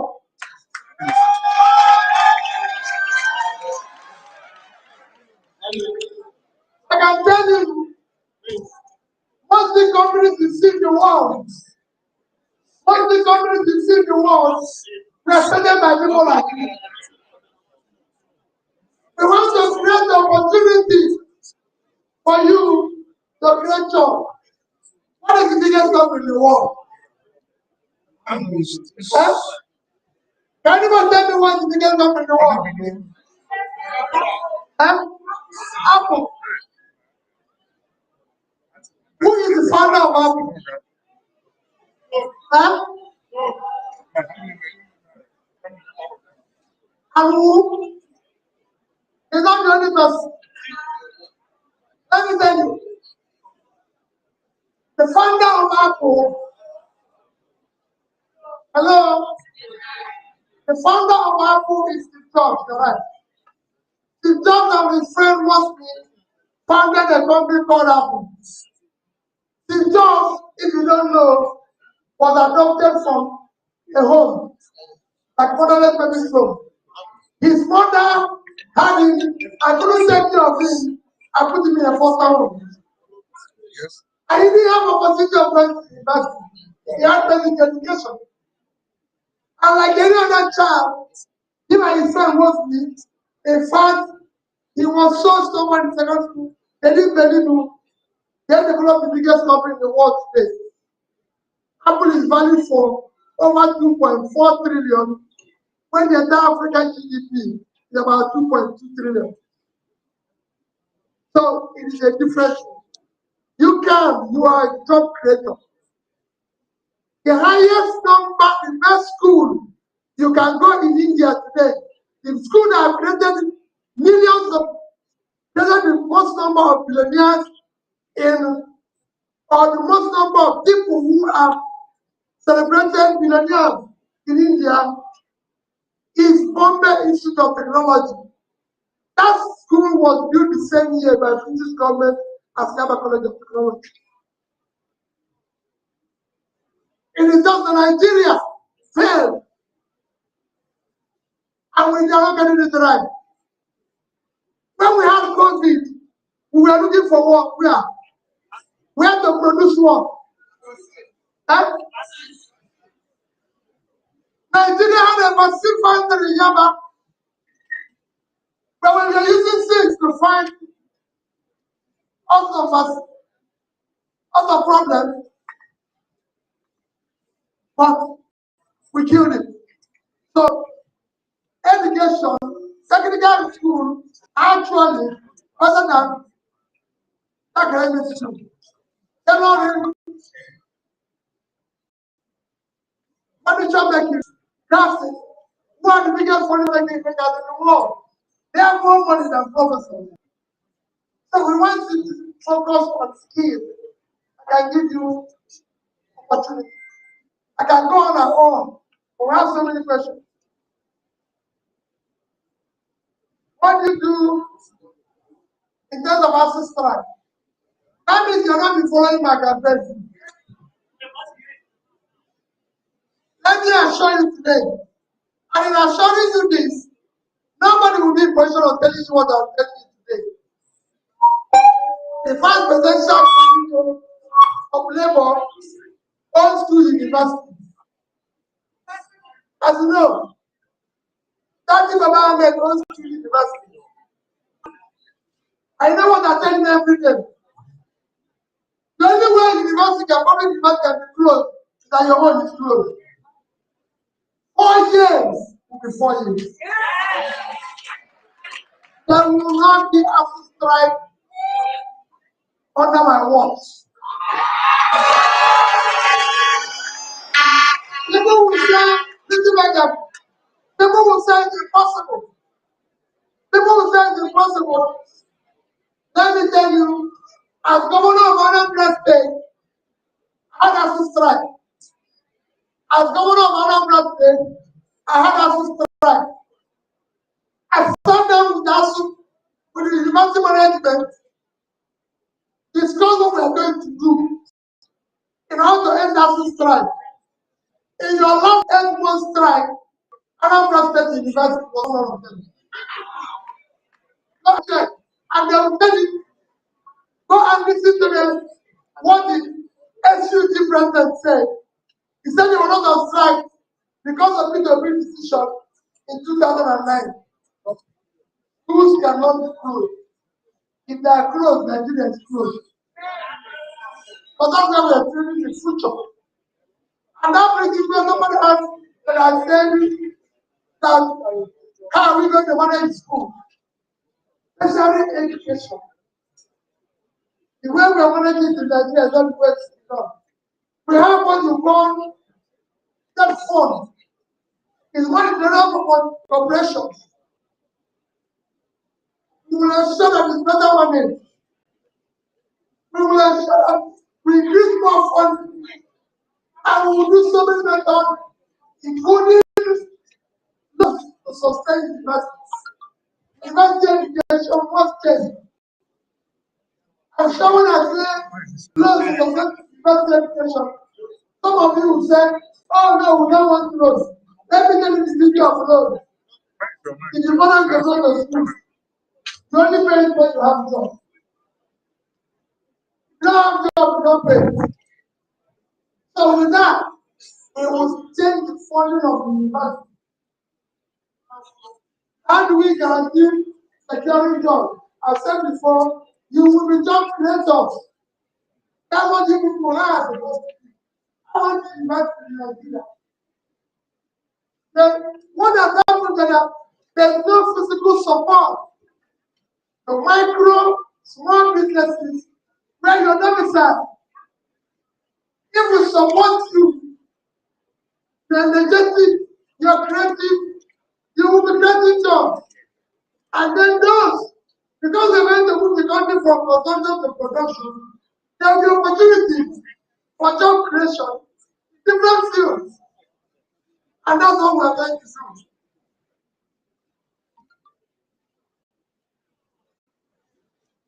In African DNA, let me assure you, what is already being done in America, where some people say that from Nigeria, the Nigerian government is already giving them opportunities to the citizens. Somebody asked about brain drain. Let me tell you, I'm not worried about brain drain. Brain drain will be brain gain. Those that change India today, those that change China today, those that change all those countries are people who left and that's difficult. When things are good, they will all come back. We want them left from there. I'm not worried about those who are in Nigeria. What me? When we do what we do here, they'll come back.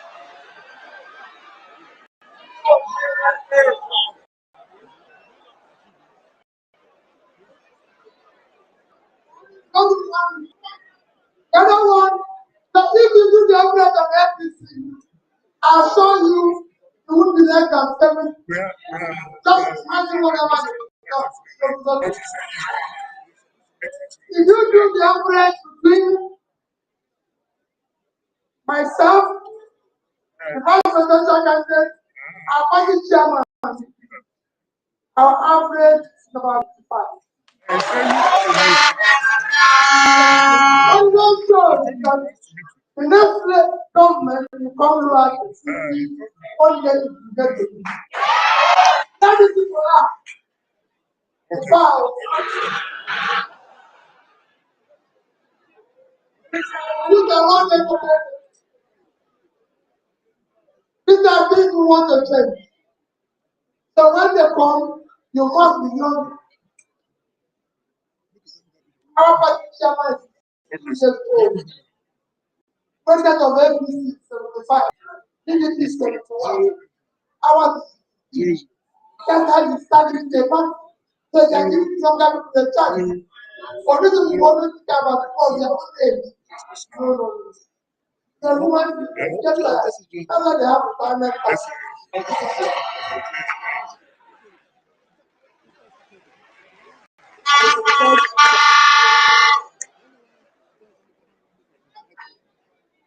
Let me assure you we have finished. I've done all the questions. And I know today that school that is the final. So I think at this stage, maybe you will stop there.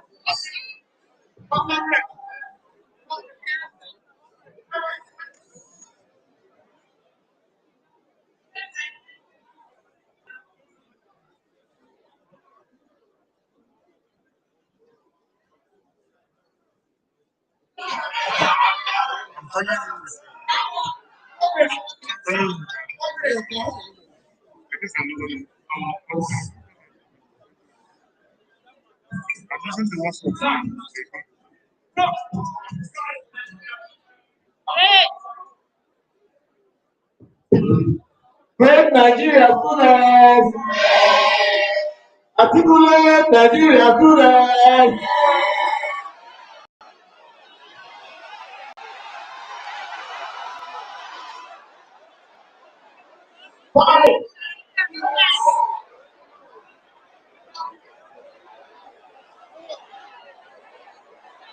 Nigeria students!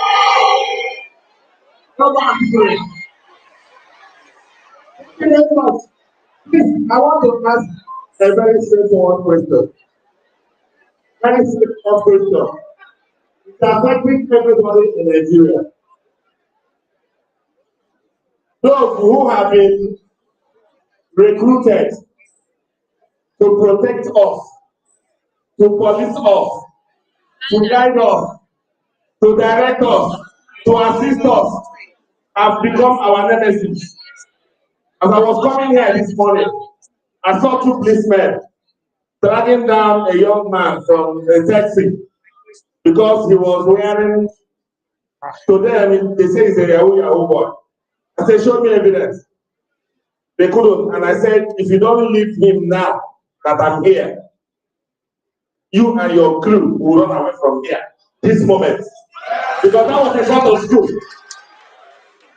So, Your Excellency, the Nigerian police, most of them, not all of them, their activities, especially those on the road, especially those on the highway, especially those who harass people, Your Excellency, we need help. I don't know what we are going to do to Nigerian police. Sometimes I wonder, are we going to remove all of them and chase them away? Or are we going to retrain them? Nigerian police needs to be declared as a state of emergency. Because the kind of police that we have now, and their actions and inactions, Your Excellency, if something is done, and you become the president of this country by God's grace, there can be a sort of failure. So, Mr. President, Mr. Excellency, I don't know the assurance you are going to give us. Thank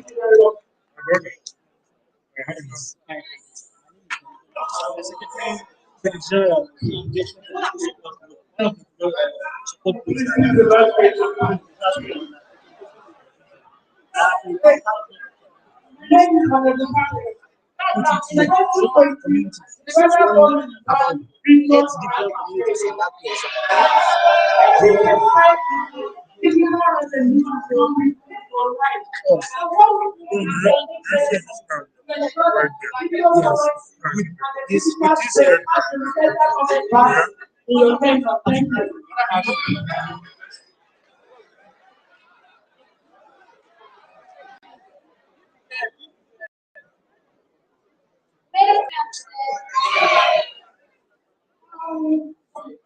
First, it is patient. My question is about the has the BBC other and apparently and they have been trying all the time. I have two friends that when they apparently and it is going to be difficult for them to travel to and fro. And some schools are facing down close elections. So is there any way we can mobilize maybe tens of them go to the various vote for the upcoming elections?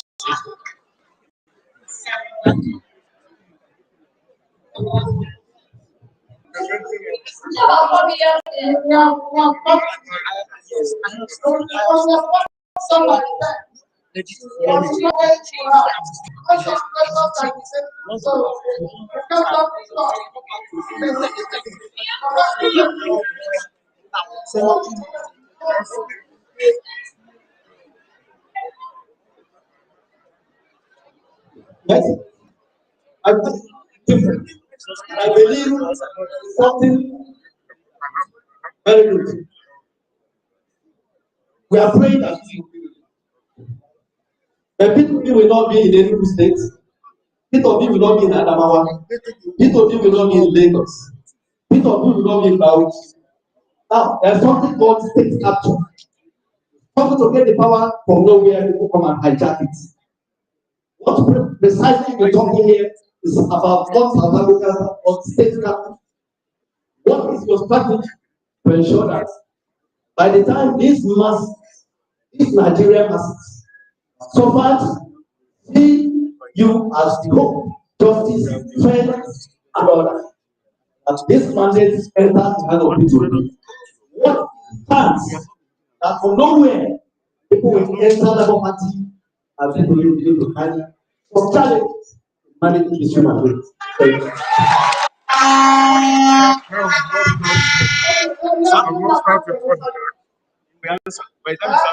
Sorry about it. And I'll start from you. Let me start from you. Let me tell you, I didn't know. As a governor of my state, I did not have one member in the House of Assembly from my party. I did not have a local government chairman. I did not have a house of rep member or state member. My party was as small as this. The only worry about all this when you're going to run a transnational government. You're going to be transparent. It doesn't matter whether you know. And if you know me, I don't think there's no for anyone. What we are going to do, I have no room for anybody coming to any capture. We'll capture the person before I capture them.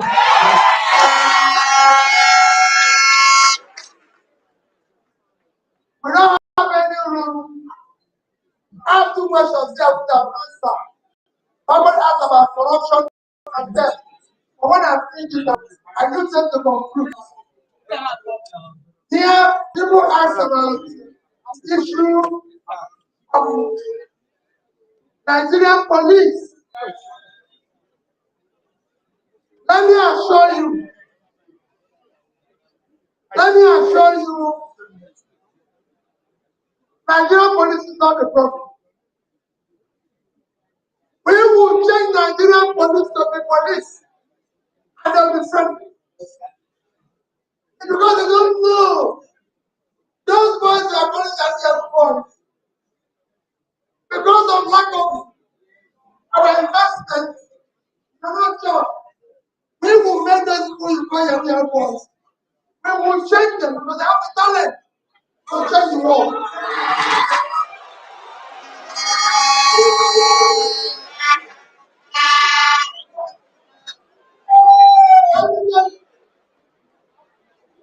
One minute, I want you to listen to me.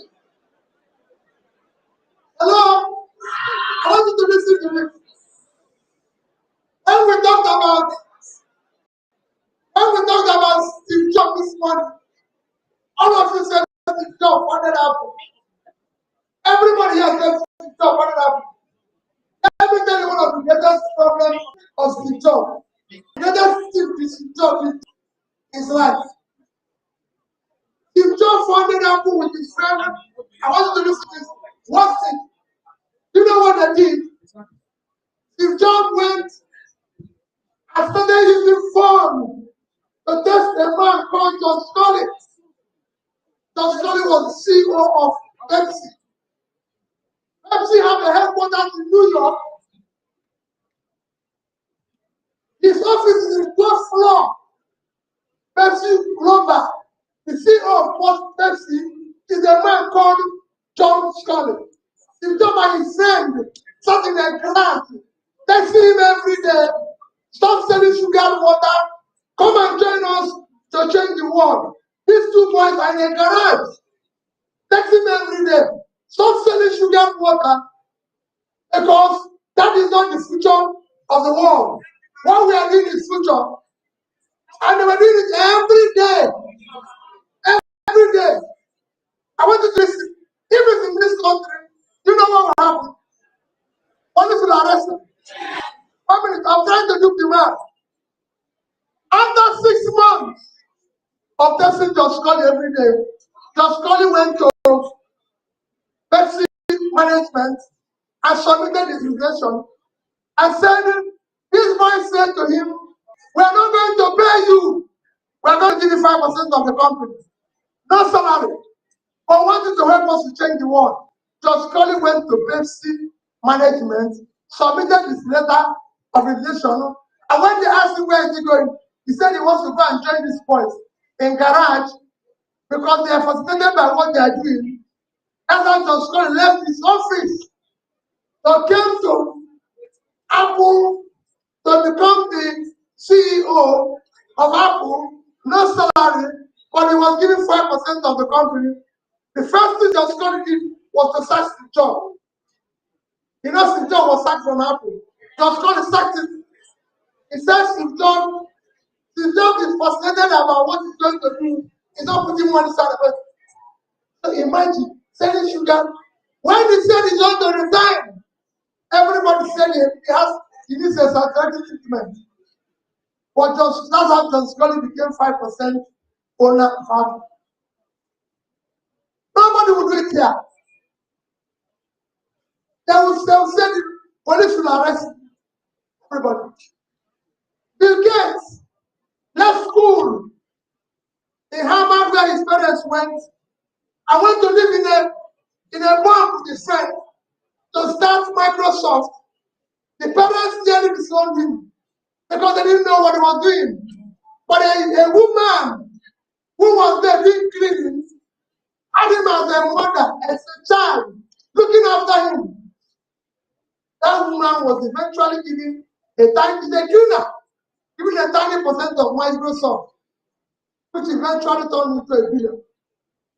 So, in such a fascinating, all these Yahoo boys, all they need is the direction, and they'll change the world.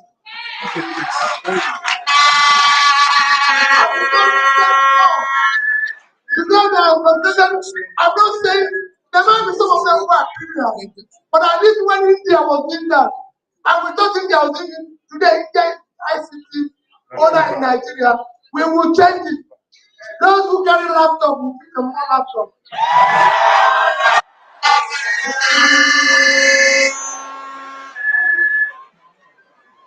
Cryptocurrency, I'm studying cryptocurrency. I'll show you it's something we need to study very well. We do whatever we're going to do. We're going to do it now, study, learn. The last time I learned cryptocurrency, I told you I'm going to learn what to learn. But I want to learn it. That is, I can't tell you I'm going to put one in it. I'm not going to tell you I'm going to do it what we will do what. Remember, we said we're going to move to Nigeria to form the industrial revolution. We're not going to stay outside it. That is the youth. I have an idea of what they're doing. And we're going to drive it.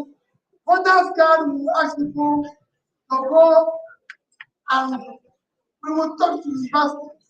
They have to allow you to go and vote. Your vote is more critical than those people they give money. Because you know the right and wrong thing. So we must allow you to vote. And we will plead with them. And there was two other questions which they wrote here. Someone wrote about security. I've said the same thing what we're going to do in security. I've said security, we will not have unsecured Nigeria under our watch. There are two important questions people answer as corruption and issue of our debts. Corruption and our debts. And I can tell you, borrowing, never think that borrowing is a problem. Every country of the world is owing money. Every country that develops is by borrowing. Every good business borrows money. The G7 countries are in debt. The number one biggest economy in the world is America. As we speak, American debt is almost 90% of her GDP. American debt is almost 90% of her GDP. So there's nothing wrong with borrowing. Number one biggest economy is China. China owns over 50% of the economy in debt. Nothing wrong with borrowing. Number three country is Japan. Japan debt to GDP is 230%. So Japan is owing 230% of Japan's debt. Singapore is 120. I can go that one and tell you what must show. What is wrong with what you use the money you borrowed for? If you borrow it and invest, you will grow. If you borrow it and throw it away, you will collapse. The problem Nigeria have is that you borrow the money and nobody knows where the money borrowed is.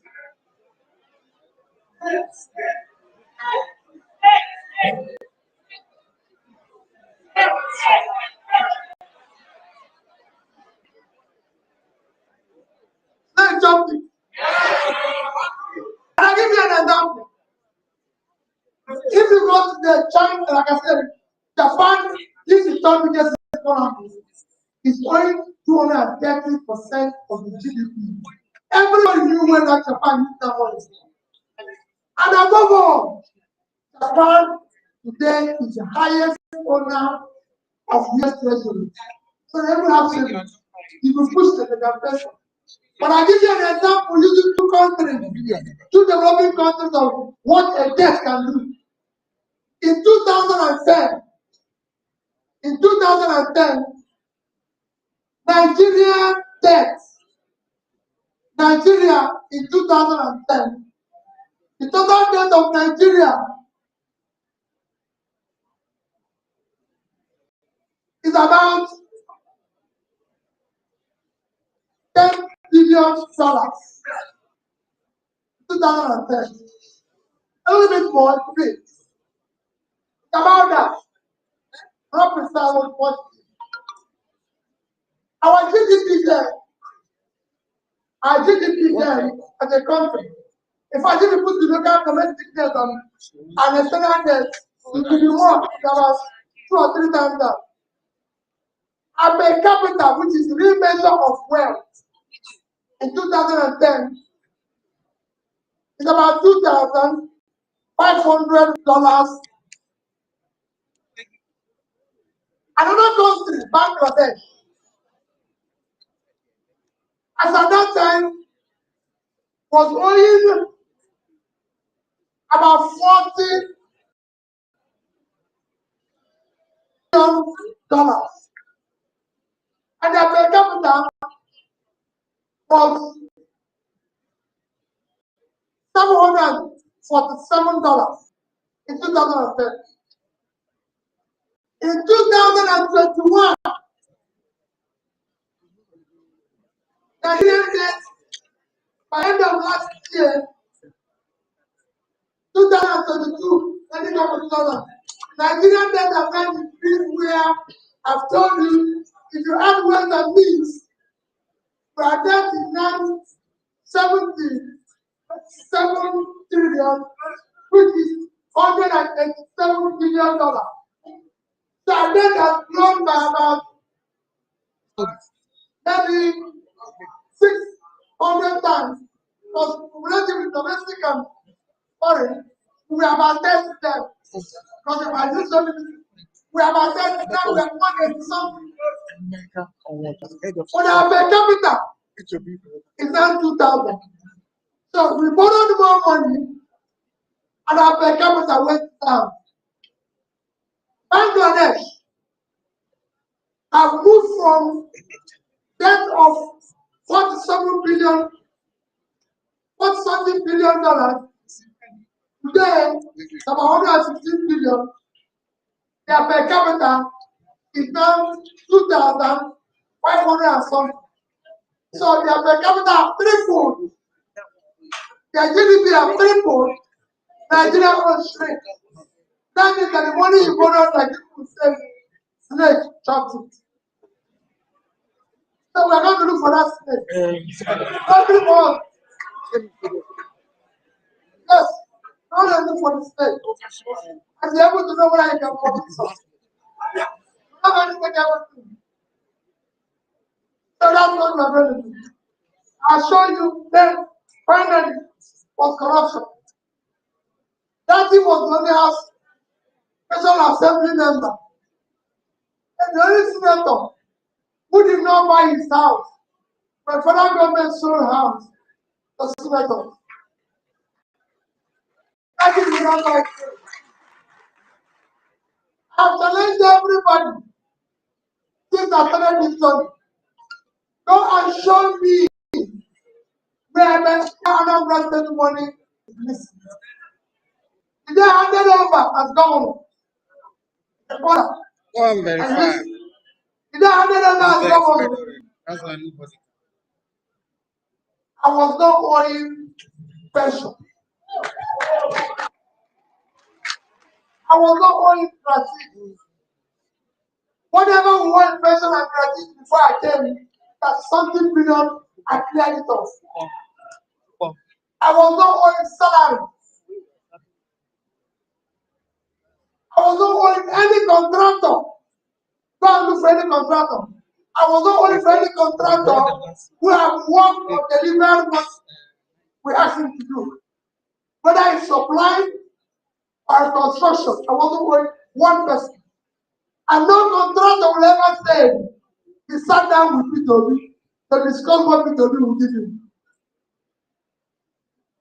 We were not doing that. And above all, I left in 3 banks in Nigeria for the Anambra State government. Access Bank of Nigeria, I had it as a balance Anambra State government, $60 million over 10 billion. I had for in Diamond Bank $50 million over 10 billion. In Fidelity Bank, $50 million over 10 billion. I left when I left office, 70-something billion naira. I did not borrow 1 naira from anybody. I did not go to anywhere to ask for borrow.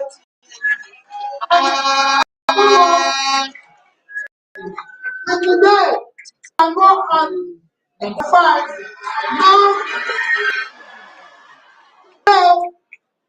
no state, no state have any governor left and don't have governor's benefit. Every governor who have left office today is being paid one fee or the other. When they brought it to me, my speaker had a very generous gift, a very generous pension for me, and he brought it for me to sign. And I said, Madam Speaker, I have served the people of Anambra State. I is grace. I'm going home. Anambra has never bought me a bottle of water for like 9 years ago. So I will fight corruption. I have shown that we will fight corruption. We will stop it.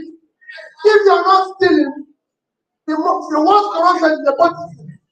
If you are not doing that, putting people who are not qualified in office, if you are not passing for right things, you are not doing the wrong thing. If you, which are not me and that you are not involved, your wife and children are not involved, those around you are not involved, you're only by 50%. And I assure you, they will deal with corruption. Just believe us, support us, vote for us as soon as possible.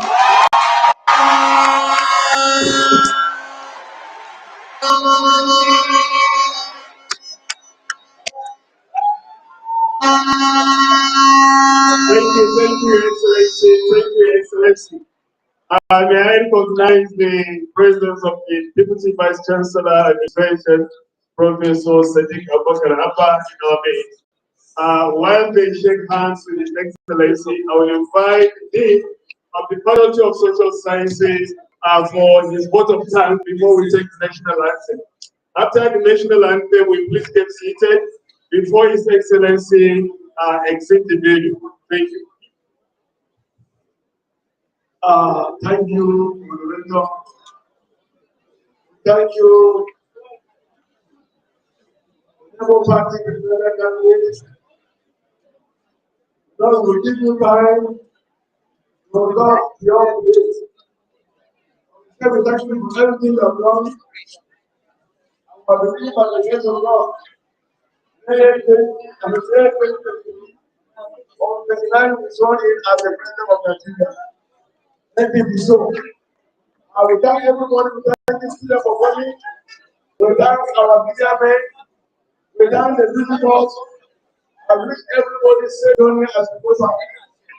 Wish our presidential candidate good luck in his campaign to become the president of Nigeria. Thank you. All right, national anthem, please.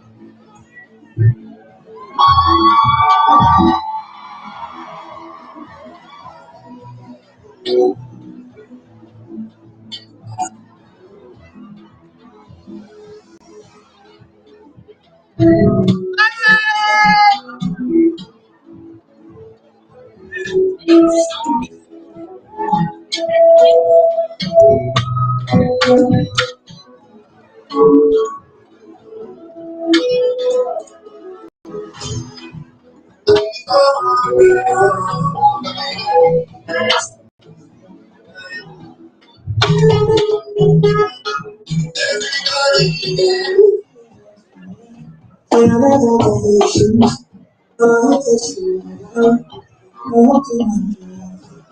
day I pray for you. You will never let you. I will not forget you. I will forget you. Be my shelter. Make you stronger. I guess you.